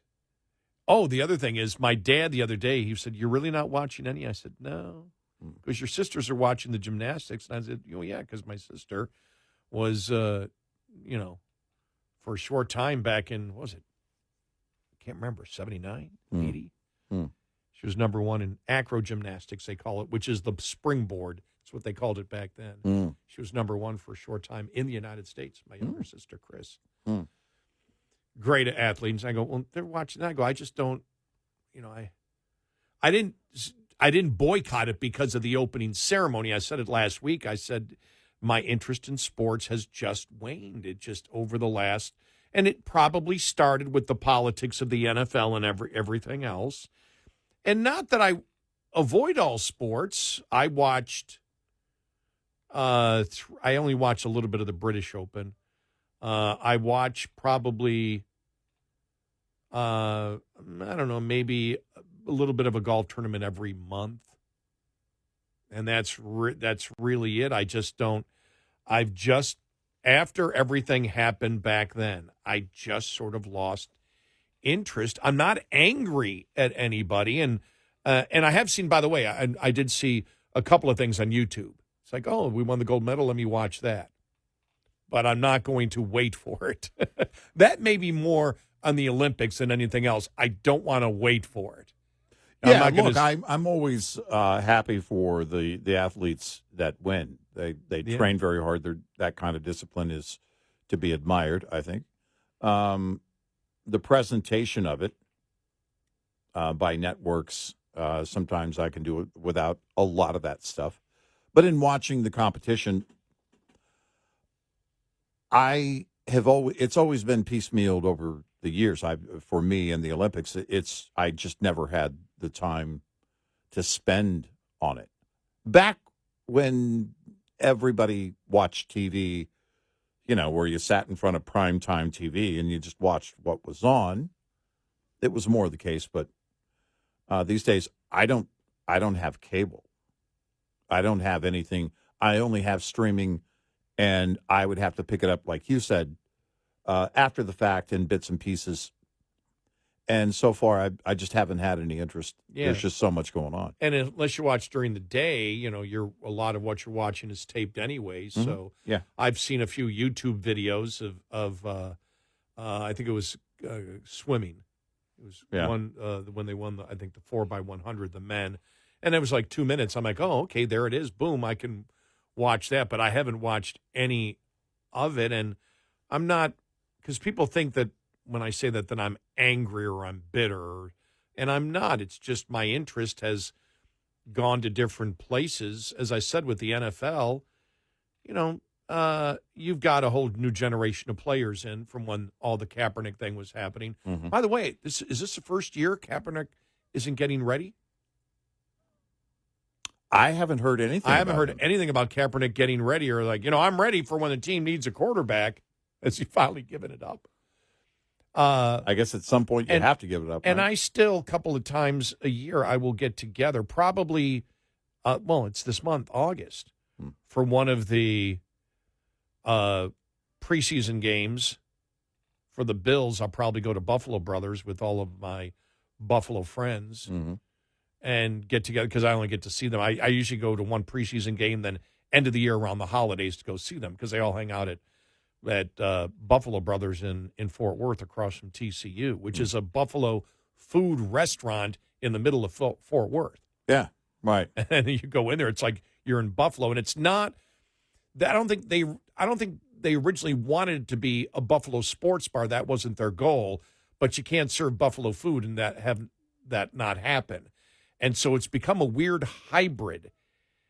It's like a TCU bar. It's like a TCU Bills Sabres bar, but more Bills bar. But they'll have the Sabres game on if you want to go by. And so it's this weird hybrid of TCU students and Buffalo people. And it's the most wonderful thing because, if you're in there, I've become a de facto TCU fan from going there. But I only go a couple times a year. Why? Because so much of Buffalo food has so many carbs in it. So, but still I go a couple times a year. So, and I get together, and if a game's on, I'll watch it. But if with friends, if I happen to be somewhere, I don't ignore it. I'm not angry. It's just as I get older, when I want to do something, I want it to be completely and totally 100% of what I want to do. And I've noticed that a lot of the sports that I watch took a lot of time away from for example, I read a lot. I read all the time for the show, but I have time now to read more books for recreation, which I really like. And when I read a book, I can read books fast, but anything around me, even if the TV's on, I'm not paying attention. Right. And like I said, I'm like you, I drop, and both you and I can afford this stuff, but it was like the return on investment will always be there, and there was no return on investment for cable. And then when you have so many streaming channels, but that means all you have is one channel for the Olympics. You don't have like the 5 different channels that they have on cable. Right. And so odds are, whatever sport's on, I'm not going to. No, I did turn it on. Well, I did for the first 3 or 4 days. Every time I went there was a commercial. I told my dad, he goes, well, have you tried to watch the Olympics? I said, well, I've gone by a couple times just to see what's on, but every time it's a commercial. And then finally I turned it on. It was women's rugby. Yeah. All right. Now, if it was negligee rugby. Oh. Remember negligee football? Oh, my God. Yeah. Do they have... If we combine sort of a strip club with football, we'll get the masses to watch. Yeah. Not really. We want football. We real men separate the two. Yeah. So no, I just I'm saving all my time and energy for the breakdancing competition. Yeah, I will stay. I'll say this though, the thing is, this is one of the weirdest things. Since the Bills have gotten good, the Josh Allen era, I can't watch anyway. All the games are later when I'm sleeping. They don't all play at 1 o'clock Eastern or 12 o'clock Central anymore. When they were bad, they played all their games then. So I was more able to watch. Yeah. But because I go to sleep early on Sundays, just because coming back to work again, Sunday's a work day, those late games, I can't watch. I still do. There is that part of me still when they lose. It goes to when I wake up and they've lost, it goes to my soul. It's like it bothers me when they lose, which I never. When they win, the funny thing is, I'm a person that hates losing more than I love winning. Okay. Winning, it's like, okay, good, next week. I hate losing. I hate when my teams lose. Yeah. When they win, it's like, okay, good, okay, fine. And I notice in my life, too, winning has always been, okay, good, next. Losing's like, oh, God, I hate losing. Yeah. For me, it's kind of even on both. It's like, dang it, if they lose. And then if they win, all right. And then it just doesn't carry. Just doesn't carry. Well, that's personal, and even the sports teams that I like. It's personally losing something in sports is just so. I used to have an incredibly rage temper, as I said, on the golf course, and it's the only time I ever wondered about my mental stability, because I did have the rage, as I called it, the rage of a serial killer directed at myself. When I didn't golf good, the rage I would feel. Now, in basketball and hockey, it wasn't as bad because it's so physical that you're tired. You're physically beat up after a game. So even if you lose, it's like, "Rrr." But I was still, the rage I would feel from losing got to be unreasonable, especially in golf, which is why I had to give it up for a few years. I have a total new attitude with it now. I can, and I think it's just, wisdom and maturity, because I'm so dang old, and probably my physical abilities are limited, where if I hit one good shot, it's like, oh, that's good. I actually enjoy the moment now. I've learned that. Age has given me that. But no, I hate losing. Hate it. Hate it much more than winning. Yeah. So does that mean? Well, you are a Bills fan, though. So that's true. I've had so much experience in it. You should be getting more used to it, actually. Well, no, because they're winning now with Josh Allen. They win. I mean, they win more than they lose. So that's, okay. All right. But no, we'll see. I'm trying to think. I did watch some hockey last year. I will say that. But no, just. And I can't figure out why. I mean, it's like, well, because I used to be addicted to sports. I mean, I was as addicted as anybody. I had all the channels. I had everything. I went to games constantly. I had season tickets to the Bills. I used to go when I moved here. I used to go to Mavs games a lot. And I just, but it just lost any interest. Yeah. But that's what happens. All right. Coming up, interesting, a major Democratic fundraiser says, I've become a Republican. Why? We'll get to that and more. 866-98-RED-I. Lines open for your calls. 866-90-RED-I on Red Eye Radio.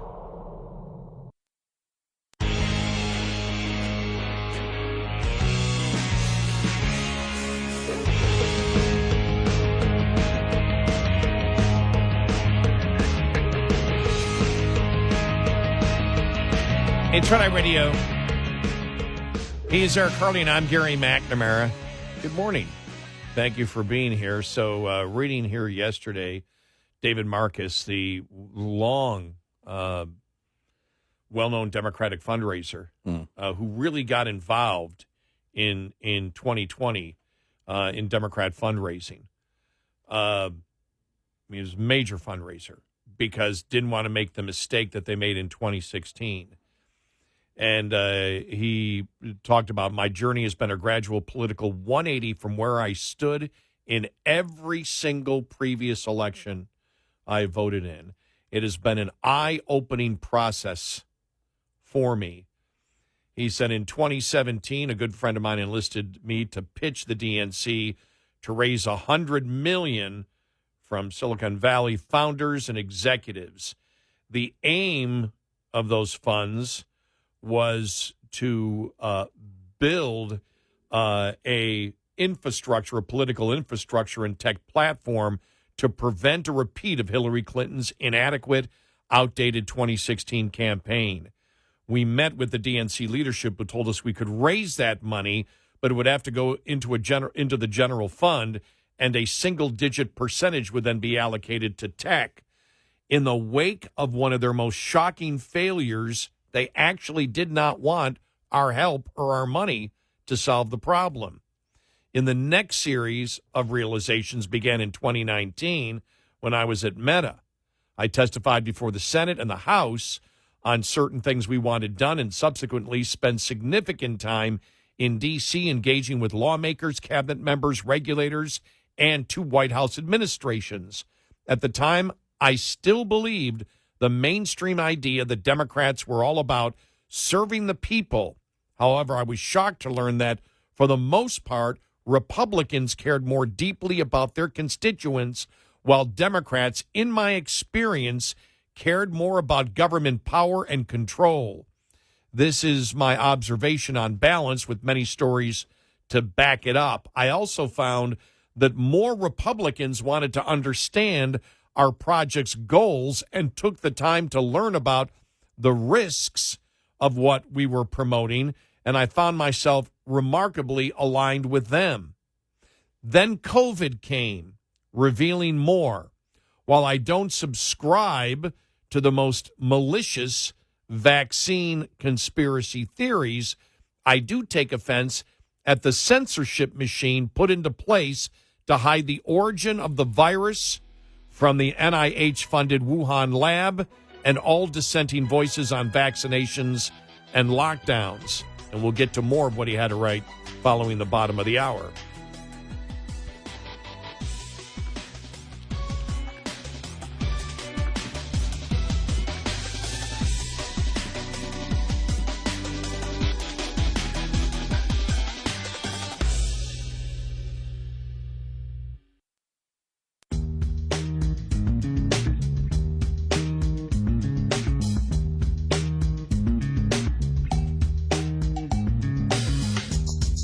You're listening to Red Eye Radio from the Uniden America Studios. It's Red Eye Radio. He's Eric Harley, and I'm Gary McNamara. Download our app today, our Red Eye Radio app, and you can listen to our show during the day. Yeah. That's our Right. Our podcast is our show. Mm-hmm. And so a few minutes after the show, it's ready to go, and boom. And thank you to all of our daytimers. Yeah. Thanks so much. We appreciate it. We get your messages and emails and feedback and everything else while you're listening, and that's always cool. So reading here from David Marcus, because this is where David Marcus, who was the long-term Democratic fundraiser, the tech guy. Yeah. And as, we went through the things of when he wanted to raise money for the Democrats and saying, look, we want to put it for the infrastructure so what happened in 2016 doesn't happen in 2020. He said they weren't interested. Right. I can't believe, well, all the money's got to go to the general fund. We'll give some to this. He goes, well, no, that's not the point. The point is not to have a repeat. The point is to win here and not make the same mistakes. And he said, I found myself remarkably aligned with Republicans.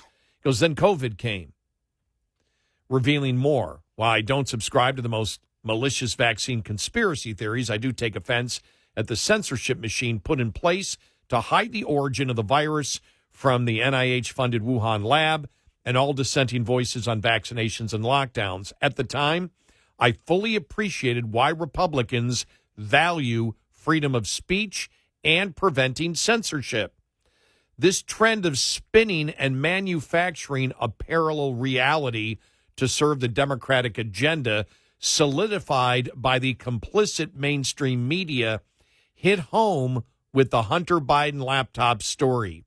The coordinated vilification of President Trump and his followers and President Biden's cognitive decline, depriving voters of a voice in a proper primary. These examples displayed the problem of the current Democratic leadership. You must think the American people are fools to believe the spin on these issues. I despise this elite versus general population ideology. This version of the Democratic Party is sidelining moderates and centrists and has adopted an increasingly leftist ideology. This drift to the left has dictated policies from which I found myself estranged. On the domestic front, there has been a total departure from the core American value system of meritocracy, an extreme and weaponized DEI agenda, an open door to massive illegal immigration, and a once fringe narrative now mainstream with the party of vilifying success. This shift is also causing us to fall behind due to an anti-innovation regulatory climate, notably on crypto and soon on AI, two nonlinear technological breakthroughs that will likely determine tomorrow's leading countries.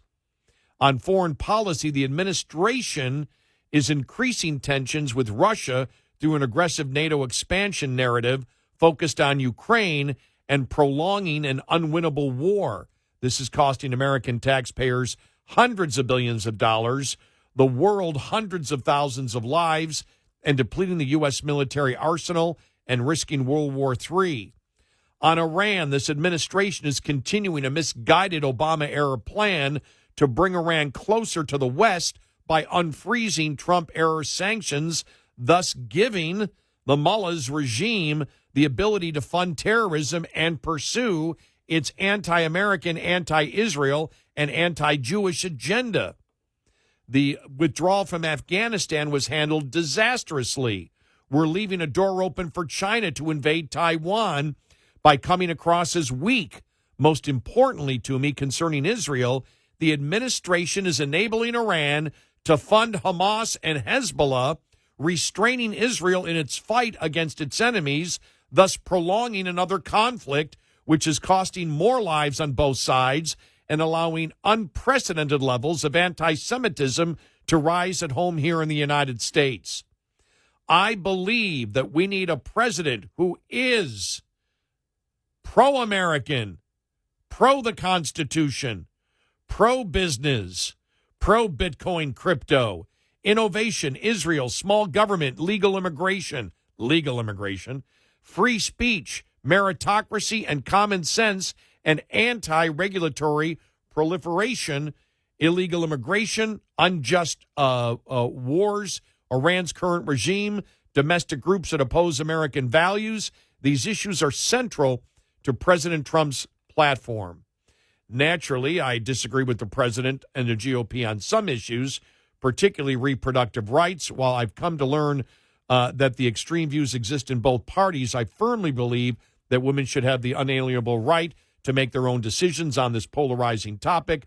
President Trump confirmed he was against a national abortion ban and supported the Supreme Court's decision on maintaining access to certain abortion drugs, which was reassuring and a sign that the party was moving closer to the center. It's impossible to close this post without mentioning President Trump's recent assassination attempt. The courage and resolve he displayed seconds after being hit by a bullet was awe-inspiring for his followers and detractors alike. This was a man, however imperfect, who at the moment incarnated the American spirit in the most vivid way, starting to bring a split nation together. Well, I think he's overly optimistic there. Well, yeah. Some claim that re-electing President Trump will bring our democracy to its knees. However, the alternative, having unelected individuals with this much power and no accountability run our government, coupled with 4 more years of bad policies at home and abroad, might present a more significant threat. Neither will likely change in a Harris administration and could potentially worsen. So there you go. David Marcus, which is exactly, by the way, all the points that we have brought up, except maybe for the importance of Bitcoin and his views on abortion. Right. Yeah. Look, and it's interesting because Trump made the comment on Bitcoin the other day, and that discussion is one that's not even a priority. Most people aren't even thinking about it. No. For tech guys, they're thinking about it. Okay, fine. But it's not politically. The only thing it does, the only benefit you would get, if there is a benefit in mentioning it or promoting it, is that you are talking about opening the door wider on Bitcoin. And the problem I have with that is that if you look at the nature of crypto and where it began, now the market seems to be, or some people seem to be, very keen on the government getting involved. Well, hold on a second. When they get involved, then it starts changing drastically. And that's all I warn against. Quite frankly, I'm not a tech guy, so I'm not going to even get into it on the crypto thing. I think it's highly volatile, and it's not my thing, and I think there's a lot of work to be done on that, and who knows where it's far too unpredictable. Now, what I will say is innovation. This is something that Marcus promotes, and in fact, it's part of his bio on his X page. And as a tech guy, of course, innovation is key. But innovation is key to the expansion of wealth. It's not just going after what we have talked about, what we have available to us in our reserves in the ground with oil and natural gas. It's also that innovation that brings about the expansion of wealth. It brings about the expansion of practical education in the workforce that creates a career field, massive career field category that, if done right, benefits anybody who's interested. And so when you look at all of these things here that Marcus lines out as someone who is or was on the left, he's one of a number of people that have made this shift. Now, he's high-profile tech guy. I don't know in terms of the tech field how many individuals we might be talking about here. But when we talk about this shift from people that were on the left, clearly on the left, I mean, you talk about the fundraising. You know, that's a key, that's a massive key to all of it. And then we talk about Barry Weiss, who was at the New York Times at one point. And she says she actually wrote, I was wrong about Trump. Those types of individuals, when you see that and they can line out. Marcus didn't just say, hey, I'm pro-Trump, make America great again, and leave it at that. He wrote a detailed piece here as to why. Well, and that's what I thought was the major point. He put out 20 different specific policy points of why the Republicans are better. You don't see that from Democrats. Nope. And that's why the question is where we are right now on August 1st of 2024. Is this going to be an election based on the issues that the overwhelming majority of the American public agree with the Republicans, or is it going to be on personality / identity? Which is why I didn't like the president getting involved in the identity politics argument with Rachel Scott from ABC yesterday, and using and debating like a Democrat on the identity of a person instead of saying, we don't care what you are. We don't care what your skin color is, your hair color, your race, your sexuality. All we care about is your politics, your belief in the Constitution, and whether you have any substance to the argument. All of the other stuff is meaningless to me and should be to you, and the fact that it isn't to you shows the problem with the racism and the bigotry in the Democratic Party, which you support with your identity politics and judging people by groups and not individuals. And because you win the arguments, the whole point of Republicans right now, you win every argument slam dunk the door was open for the president yesterday. I don't believe it was fatal in any way for the election whatsoever. No. But it's a great opportunity, and it's something, as we've talked about, that the Republican Party should be pounding on the identity politics of the Democrats, because you win it. You win it because everybody knows, every independent knows, if you're judging people by the group that they're in and not as an individual, and you can go back and everybody knows, everyone knows, every Democrat knows that it was Democrats that would look at a conservative black and say, you're an Uncle Tom. You're not really part of this race, that all blacks must think alike. And if you don't get in line, then something was wrong with you. Or the bigotry and the racism we saw in the white women for Harris. Yeah. Which was, no, you can't argue. You don't argue back with anybody who's black, as if blacks don't have the ability to defend what they believe. Right. And so the white person must sit there and go, oh, don't argue with them. And the entire premise that, hey, the white women and white dudes are going to come in and save it for Kamala Harris. Right. We've been called upon by the people of color to come in and save the world. Right. Just amazing. I mean, it doesn't get more pretentious than that, but that's where the left is. And you know, when you engage with their identity politics, you help them leverage that political tactic, and you should never do that. 866-90-RED-EYE. Get in touch with Red Eye Radio, toll free at 866-90-RED-EYE.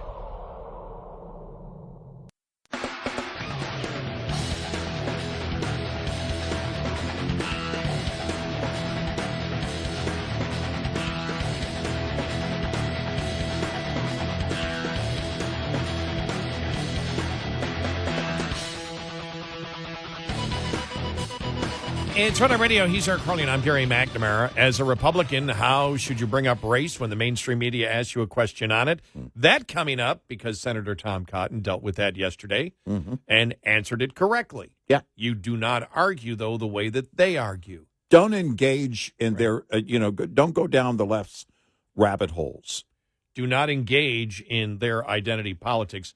By the way, it was interesting because I saw Tommy Lahren brought it up, she was blasted. A lot of Republicans don't want to hear it. Whatever Trump does now is right no matter what. Well, it's not always necessarily right.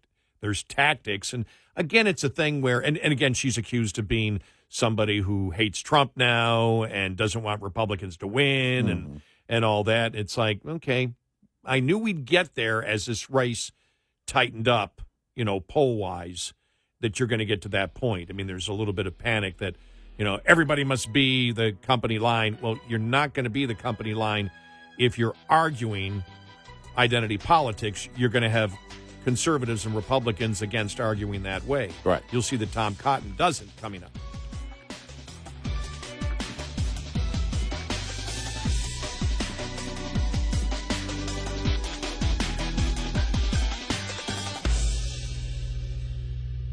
This is Red Eye Radio on Westwood One.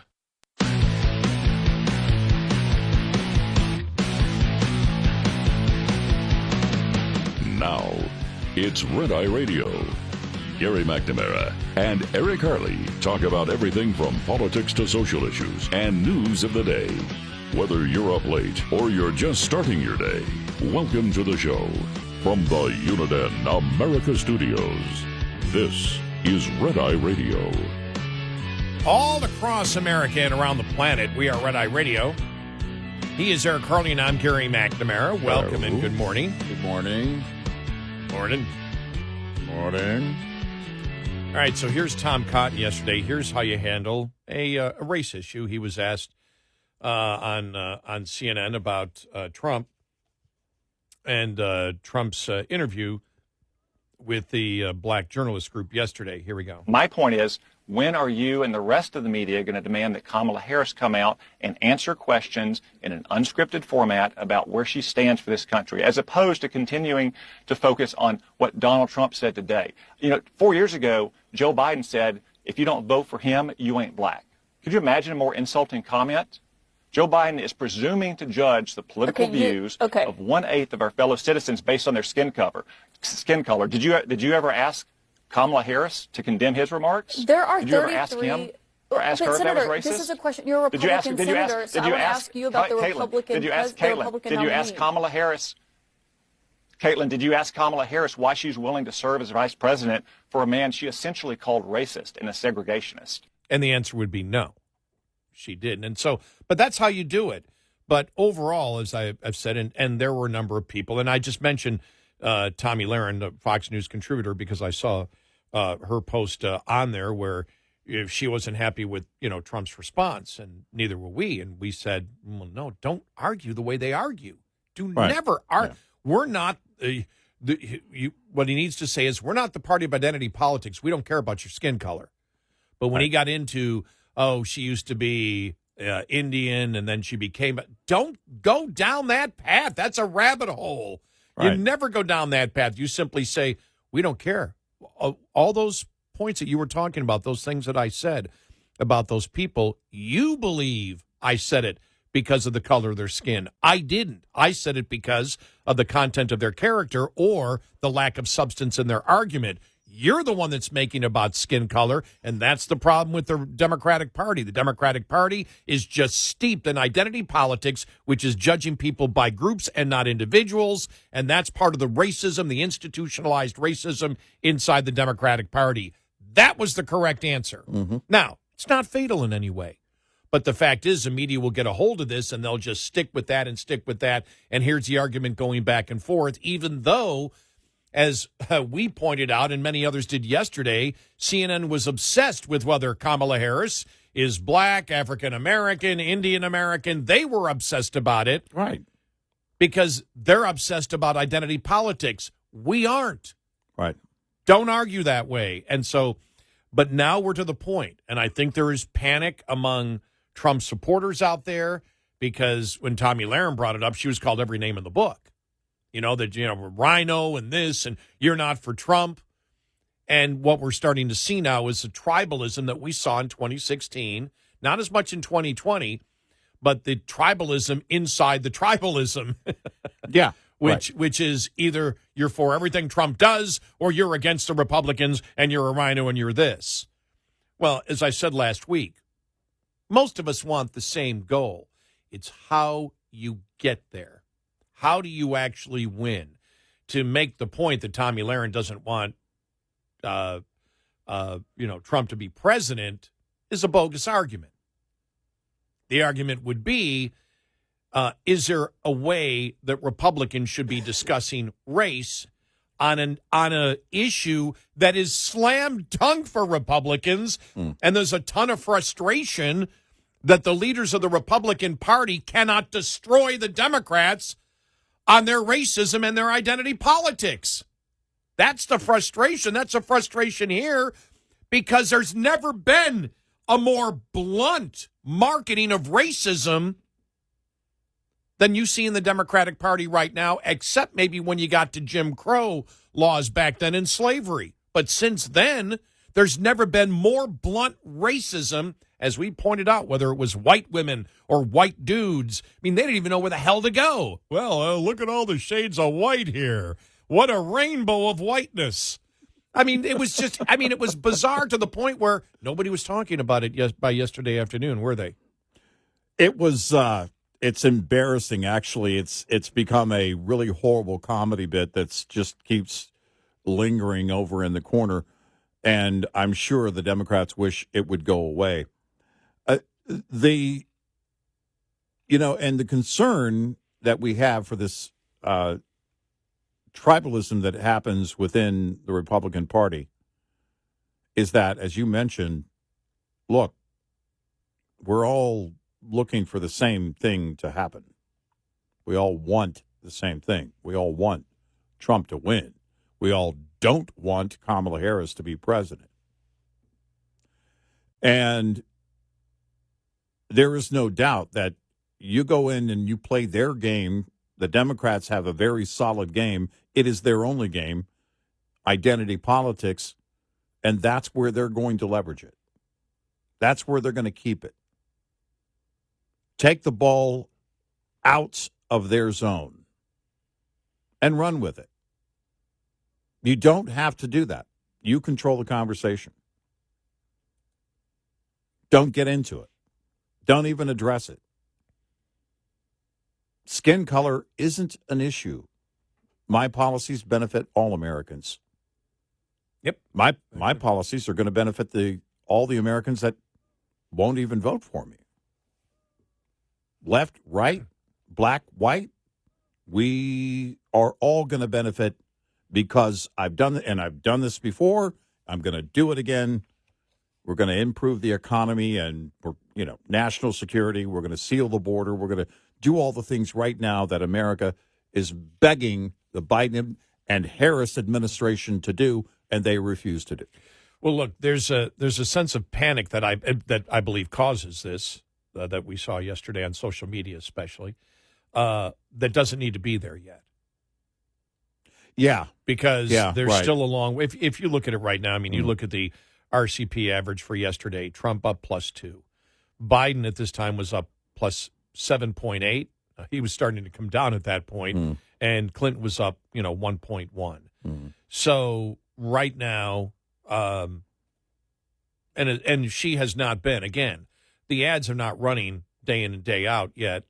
In the swing states, and the commercials they put together are extremely effective. From the Trump campaign, because they're in her own words. Every single day, it's 10 days now. She can't do a press conference. You made a great point. We were analyzing the imagery of her, because imagery is so important, of Kamala Harris. And you made a great point when you said, what she looks like? She looks like she's somebody who's been asked at some meeting at the last second, could you get up and say a couple of words? Yeah. Every time she goes to the podium, at her own events even, she does not own the room. We've said this about Trump. And politicians who win, they come into a room and the room stops. She doesn't have that. She always has this look on her face and in her eyes, and also her body language is like someone asked her at the last second to say a few words, and she doesn't know what to say. She's not prepared. And you can't teach someone how to own the room. They have to have that confidence to begin with. That confidence comes from conviction. And when you changed on, I don't know, every position, I mean, she's lying about it, but you've done a 180 on most everything that you believed, you're trying to make people believe you did a 180, then you have no confidence in those positions, but she didn't have any confidence before that.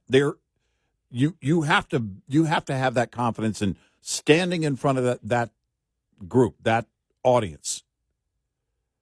And keep in mind, I mean, at rallies, these are all friendlies. The confidence should be there. That should be a given. That's where you should feel most and look most comfortable, because the idea of the rallies now, between now and November 5th, is, you're doing some local stumping, but you're hoping the cameras will do more work than what you're doing locally. The images that come from those rallies for a Kamala Harris, I mean, it's, for Trump to a certain extent, but for Kamala Harris, they really want these images, and the smile isn't going to get it. When you're speaking, you need to have confidence and conviction. She doesn't have that, and she doesn't have it because she doesn't believe what she's saying. And again, she hasn't been vetted, and I believe those ads will vet her. But I did sense, some panic because of the instant reaction that yesterday was really the first day I saw it in that amount. After Trump was up there was immediate reaction. You could tell Trump did all the right things. No, he did. They don't argue like Democrats. Yeah. Don't argue identity politics. They don't matter to us. But his tone was fine. Mm-hmm. His tone was great, and you had people applauding because he goes, "That's a disgusting thing to answer." But that wasn't the problem. The problem is when he got into the conversation of, there were two things I saw, two of the flaws when he got into talking about she used to, at one point she was Indian, then she became black. Don't get involved in that. Mm-hmm. That's identity politics. We don't practice that. Look, I could care less. Any of those people that you asked me about, why I criticize them because they're wrong on the issues. And they don't believe the things that I believe. I could care less if they're black or white. I disagree with white people. I disagree with black people. Skin color doesn't matter to me, but it matters to you, and it matters to the Democratic Party. That's why we don't practice identity politics, because when you judge people by the groups that they're in and not the content of their character and the substance of their argument, then you're practicing racism, and that's what you've institutionalized inside the Democratic Party. I have no notes in front of me at all. None. That's all ad lib. Right. It's not that hard. Right. You win. Somebody in the Trump campaign, pay attention to that. Stop the president talking about, don't have the president talk the way the Democrats talk. They talk that way. Yep. It may be true that she did that, and you can find the instances where it is, and you can see Democrats arguing about it. Doesn't matter if Democrats argue about it. You're not a Democrat. Don't argue that way. Because exactly, as somebody, because you're walking into their tactic, which empowers their tactic even more. And you don't need to engage in it. And I don't believe there needs to be a sense of panic yet. There needs to be a sense of concern and discipline of what you're marketing. And I've seen it for the most part. It's much better. Trump is much better than he's been in past elections, before. Mm-hmm. And the commercials are extremely effective. Oh, I and think so yeah. You pound them, and I believe that they will have some effect. So always concerned, and always, as Eric said, run like you're 20 points. Oops, we've now put it up. Run like you're 50 points down in an election. Don't be cocky. Do not assume that you ever have an election. Again, don't be a Hillary. Right. That's what you don't want to be. Right. And that's that's the entire thing is that you're right now at a point that reality is working for you. Yeah. Keep pointing to the reality. We understand you're struggling to make ends meet. We know that your buying power has been diminished during the Biden-Harris administration. We're going to bring that back to you. And that's where he should have gone, look, you guys are talking, we don't talk. We talk about helping people, and my plan will help everybody, black, white. But understand that in my administration, since you're talking to the black journalists, understand that black, standard of living went up this amount, and the amount of money and that's what you do it. And that's what we want. We want everybody, whoever they are, and we want blacks to be able to acquire wealth and as much as they possibly can so they can determine where they go in their lives, and they don't have to rely on the government, which will always fail them because the poverty programs in this country have failed miserably. Right. This isn't hard. It's not hard. Yeah. Just keep pointing to reality over and over again. Don't let them control the conversation. When the left and the media this is the only thing they have to go on, is they want to build you out as a racist. Right. They're trying to paint an image of you because they can't win on the issues, and that should be another narrative that you hear out of every single Republican. Right. They're wishing to create an image because they can't argue on the issues, and you go down like the Harris. Who did it? Who tore down the Harris the poll the other day on all the issues? That went point by point. Was it Shapiro? I don't know who it was. Ben Shapiro? I don't know. I can't remember who it was. But when point by point by point said 14 of the things that Trump believes and the Republicans believe, 80% approval. For the other, four of them, 70 to 79%. Mm-hmm. The other two, because you're talking now 20 different issues out there, and then two had over 60%, including mass deportation. It shows you where the mindset of the public is, that they're wanting somebody who's going to promote those issues. All you have to do is point to yourself and go, I'm that person. They're not. She's lying to you and you know it. She's changed her position 180 degrees. Right. But do not get involved in arguing identity politics. Yeah. Don't argue your point by using identity politics, I guess would be how to say it correctly. Right. That's what they do. Yep. 866, and we're not they. 866-90 Red-Eye. Brought to you by Hot Shot Secret. Hi, I'm Jen Loomis, a transport safety expert at J.J. Keller, and I'm here to share a tip on roadside inspections. Once a roadside inspection is completed, the officer will close it out, which involves the officer writing or typing up the report. The more the officer found during the inspection, the longer this will take. If violations were discovered, most officers, as a courtesy, will explain the violations to the driver. If there were any out-of-service violations, the officer will normally explain what must be done to get the out-of-service order lifted. Drivers need to be very attentive during this part of the inspection. The driver also needs to read and understand the complete inspection report. After receiving the inspection report, the driver has 24 hours to get the roadside inspection report to the motor carrier. If the driver will not be returning to a company facility within the next 24 hours, the driver needs to know to get it on the way to you via email, mail, or fax within 24 hours. This tip was brought to you by J.J. Keller & Associates. Visit us at jjkeller.com. We'll be right back with more Red Eye Radio with Eric Harley and Gary McNamara.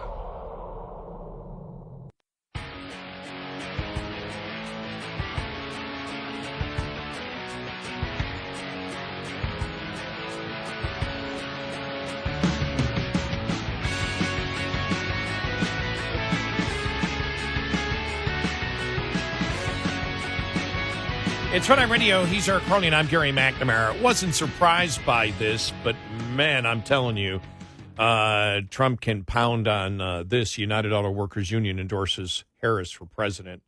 Sean Fain.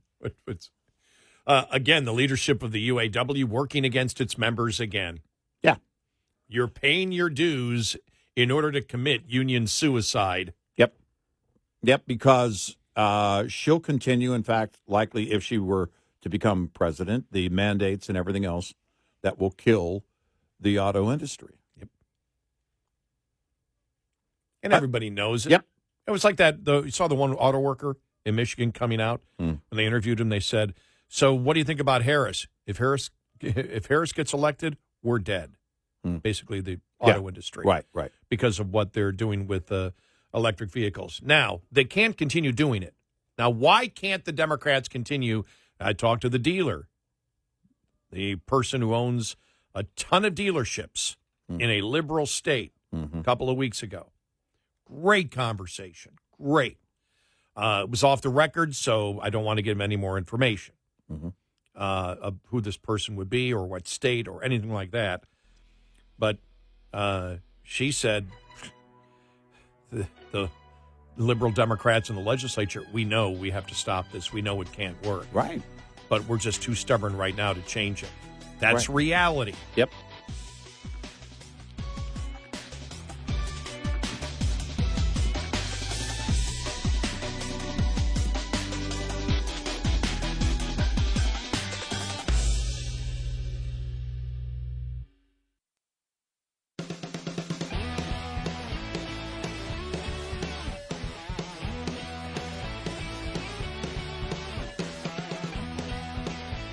Powered by windmills and solar panels. Red Eye Radio.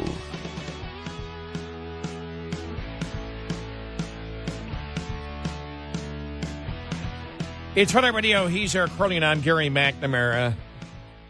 So here we go on Israel. A new Harvard-Harris poll has found that support for Israel among registered voters in the U.S. is still strong and growing stronger. The poll conducted July 26th through 28th found that 80% of voters continue to support Israel in its war against Hamas, the same proportion as in June. Nearly two-thirds, 66% believe that Israel is trying to minimize civilian casualties, which is up from 62% in June.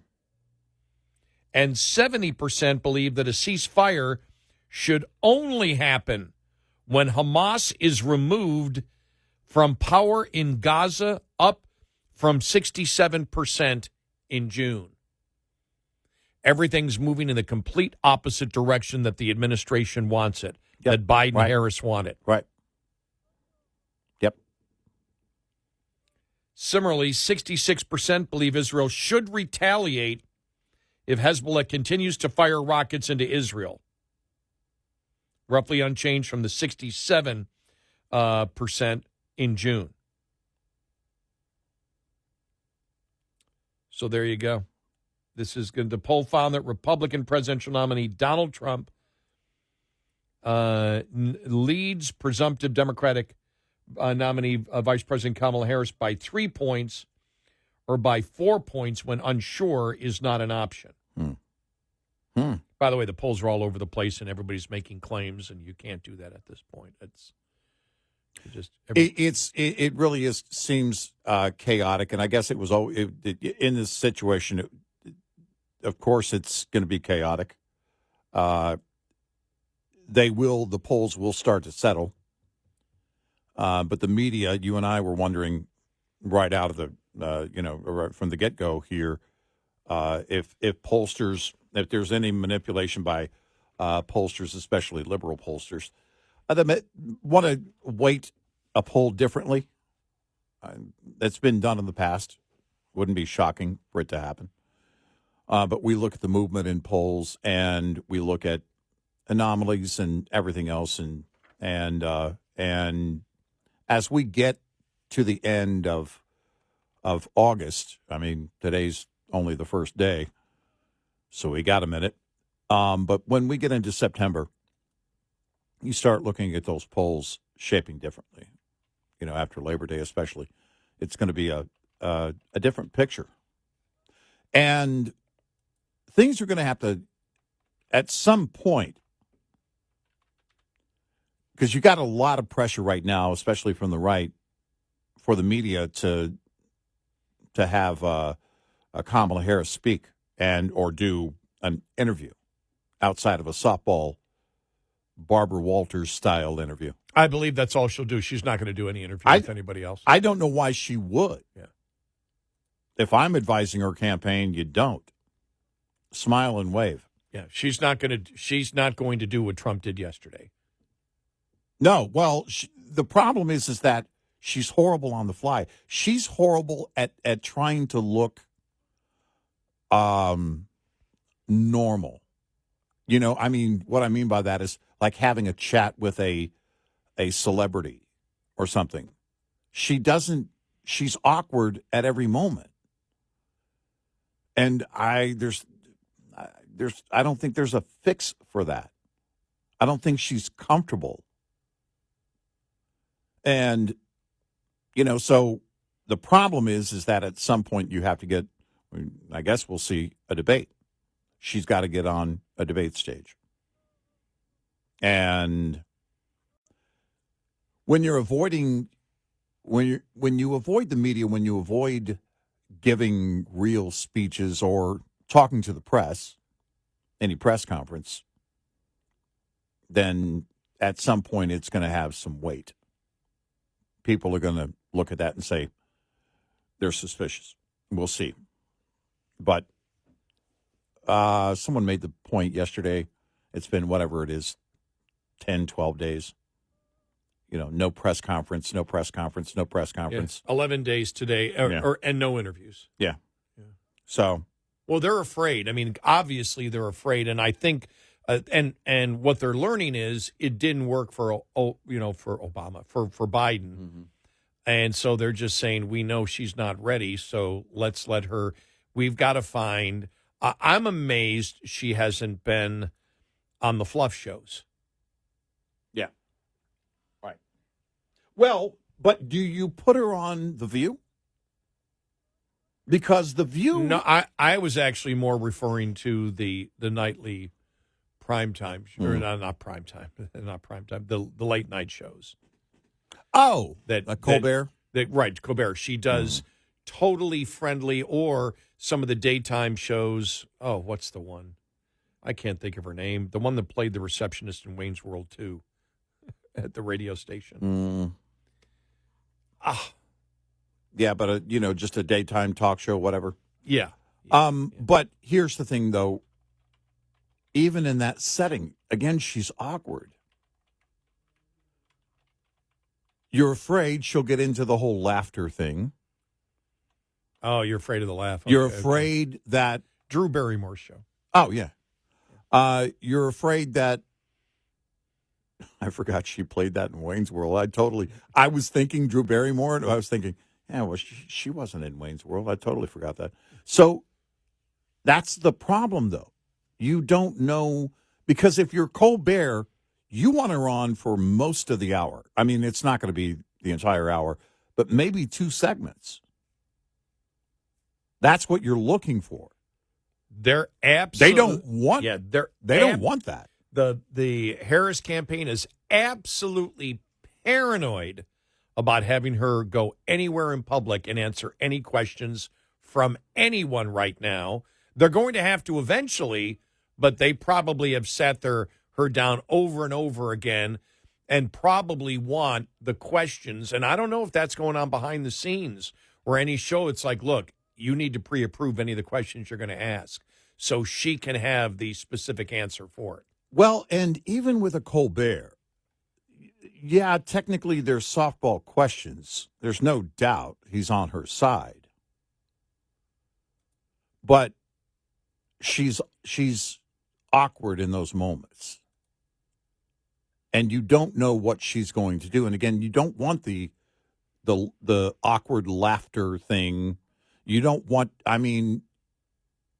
you want, frankly, a heavily edited interview if you can do it. And that would be, I don't know, a sit down with Lester Holt or something where you just, and then you have all the questions, as you say, pre-approved, and then the final edit is pre-approved before it airs. If you're her campaign manager, that's really the only thing you want. Because she looks awkward everywhere else. The left was making fun of her. The left had a certain level of mockery of her as vice president because she really wasn't doing anything. She was the border czar, but she didn't do anything. And so every time she went out, it was, again, this awkward laugh, inappropriate laugh, and she couldn't really connect. She doesn't behave like a normal person. So are they trying to do the Seinfeld thing? Remember when Seinfeld, everything goes back to Seinfeld. Mm-hmm. Remember when it was like George didn't want him to be funny? Mm. Yeah, right. Yeah. And then so he decided to be very, very serious. Yeah. To the woman that George wanted her to like him. And so remember the whole when he did the birthday thing. Yeah. What's your birthday? Yeah, it's just another year of depression and everything else. And well, it's and then she was fascinated with him because he was so disturbed. Right. And then George is like, "What are you talking about? I'm disturbed." Right. Well, but actually there's something to that point. And that is who was it the other day that said she laughs, she dances. That was Sean Astin. That's right. Sean Astin. Rudy. They don't understand. She dances, she sings, she laughs. Yeah, but can she sit down and do a serious interview? Yeah. Because what you see is the smiling and the laughter and that kind of thing. People want to see somebody, at least for a moment, who's serious about the job. And she doesn't come off as serious. So even on a late night show, does it work? Because, again, she's not prepared. It's what I said earlier. It's like she's in the room and someone says, hey, there's Kamala. Hey, Kamala, you want to say a few words? And then she's just totally unprepared to say a few words. Every time there's a camera on her.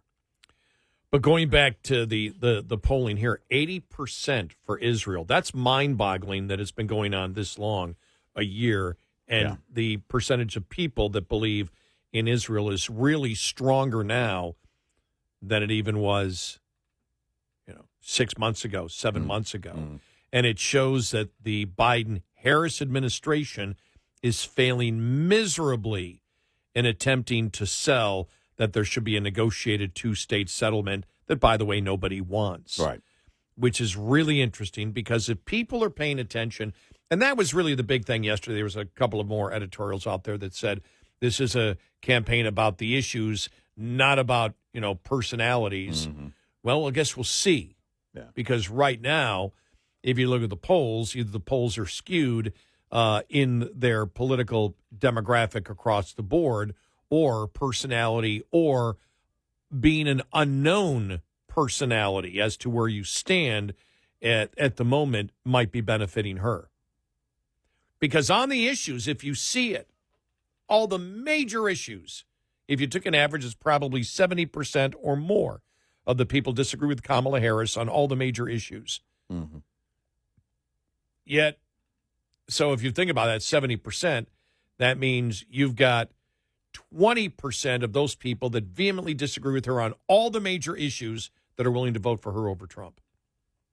That would be, I know I'm breaking it down in a very simplistic way, but that would be what you'd have to be selling me in order to believe those polls. Right. And I guess we know the American public has voted on personality before. I don't know how they're going to vote this time. It's still sitting in the back of my head. My dad, people love to be BS'd, and the worst things is the more BS that people will accept and love. Well, it would be ultimately a measurement of people's disdain for Trump and not so much the love for her personality in this case, I believe. The contrast. Oh, yeah, I agree with you, yeah. And because she's not the rock star. The left really doesn't have a rock star now. And she's certainly not the rock star Obama was in 2008. No. And the other difference is, too, the issues now have hit the wall of reality. Yeah. That's why people on the polls are why it's so much in Trump's favor. Because economically, we've hit reality, and that's inflation. Well, and that's what it comes down to for me. I guess my question is how many people actually step up at the last minute and they're considering, what do I want this person to do? What do I think they're going to do? What do I need them to do? Yeah. For example, no Democrat has responded to our challenge. Please tell us if you honestly believe that Kamala Harris is going to be tougher on the border than Trump. Right. Because that's what her commercial indicated when we played it yesterday. Right. So far, nobody has said, I believe that's the case. Yeah. 866-98 Red Eye. Coming up, more with Gary McNamara and Eric Harley. It's Red Eye Radio.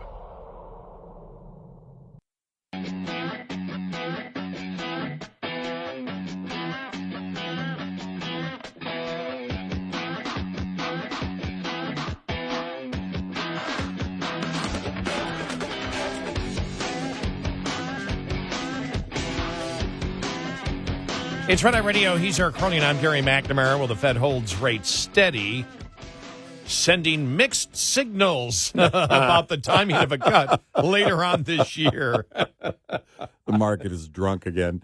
And because the talk came out during the day before they announced it, and the market was based on some earnings and kind of a rebound in some of the tech stocks also, but there was this sentiment that, oh no, they're definitely now looking at a rate drop later this year, as early as September.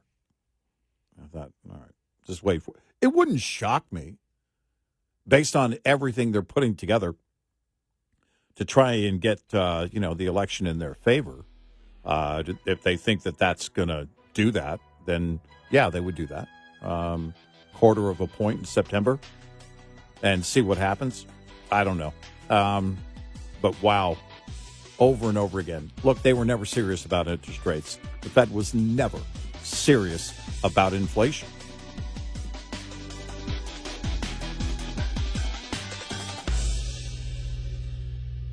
This is Red Eye Radio on Westwood One.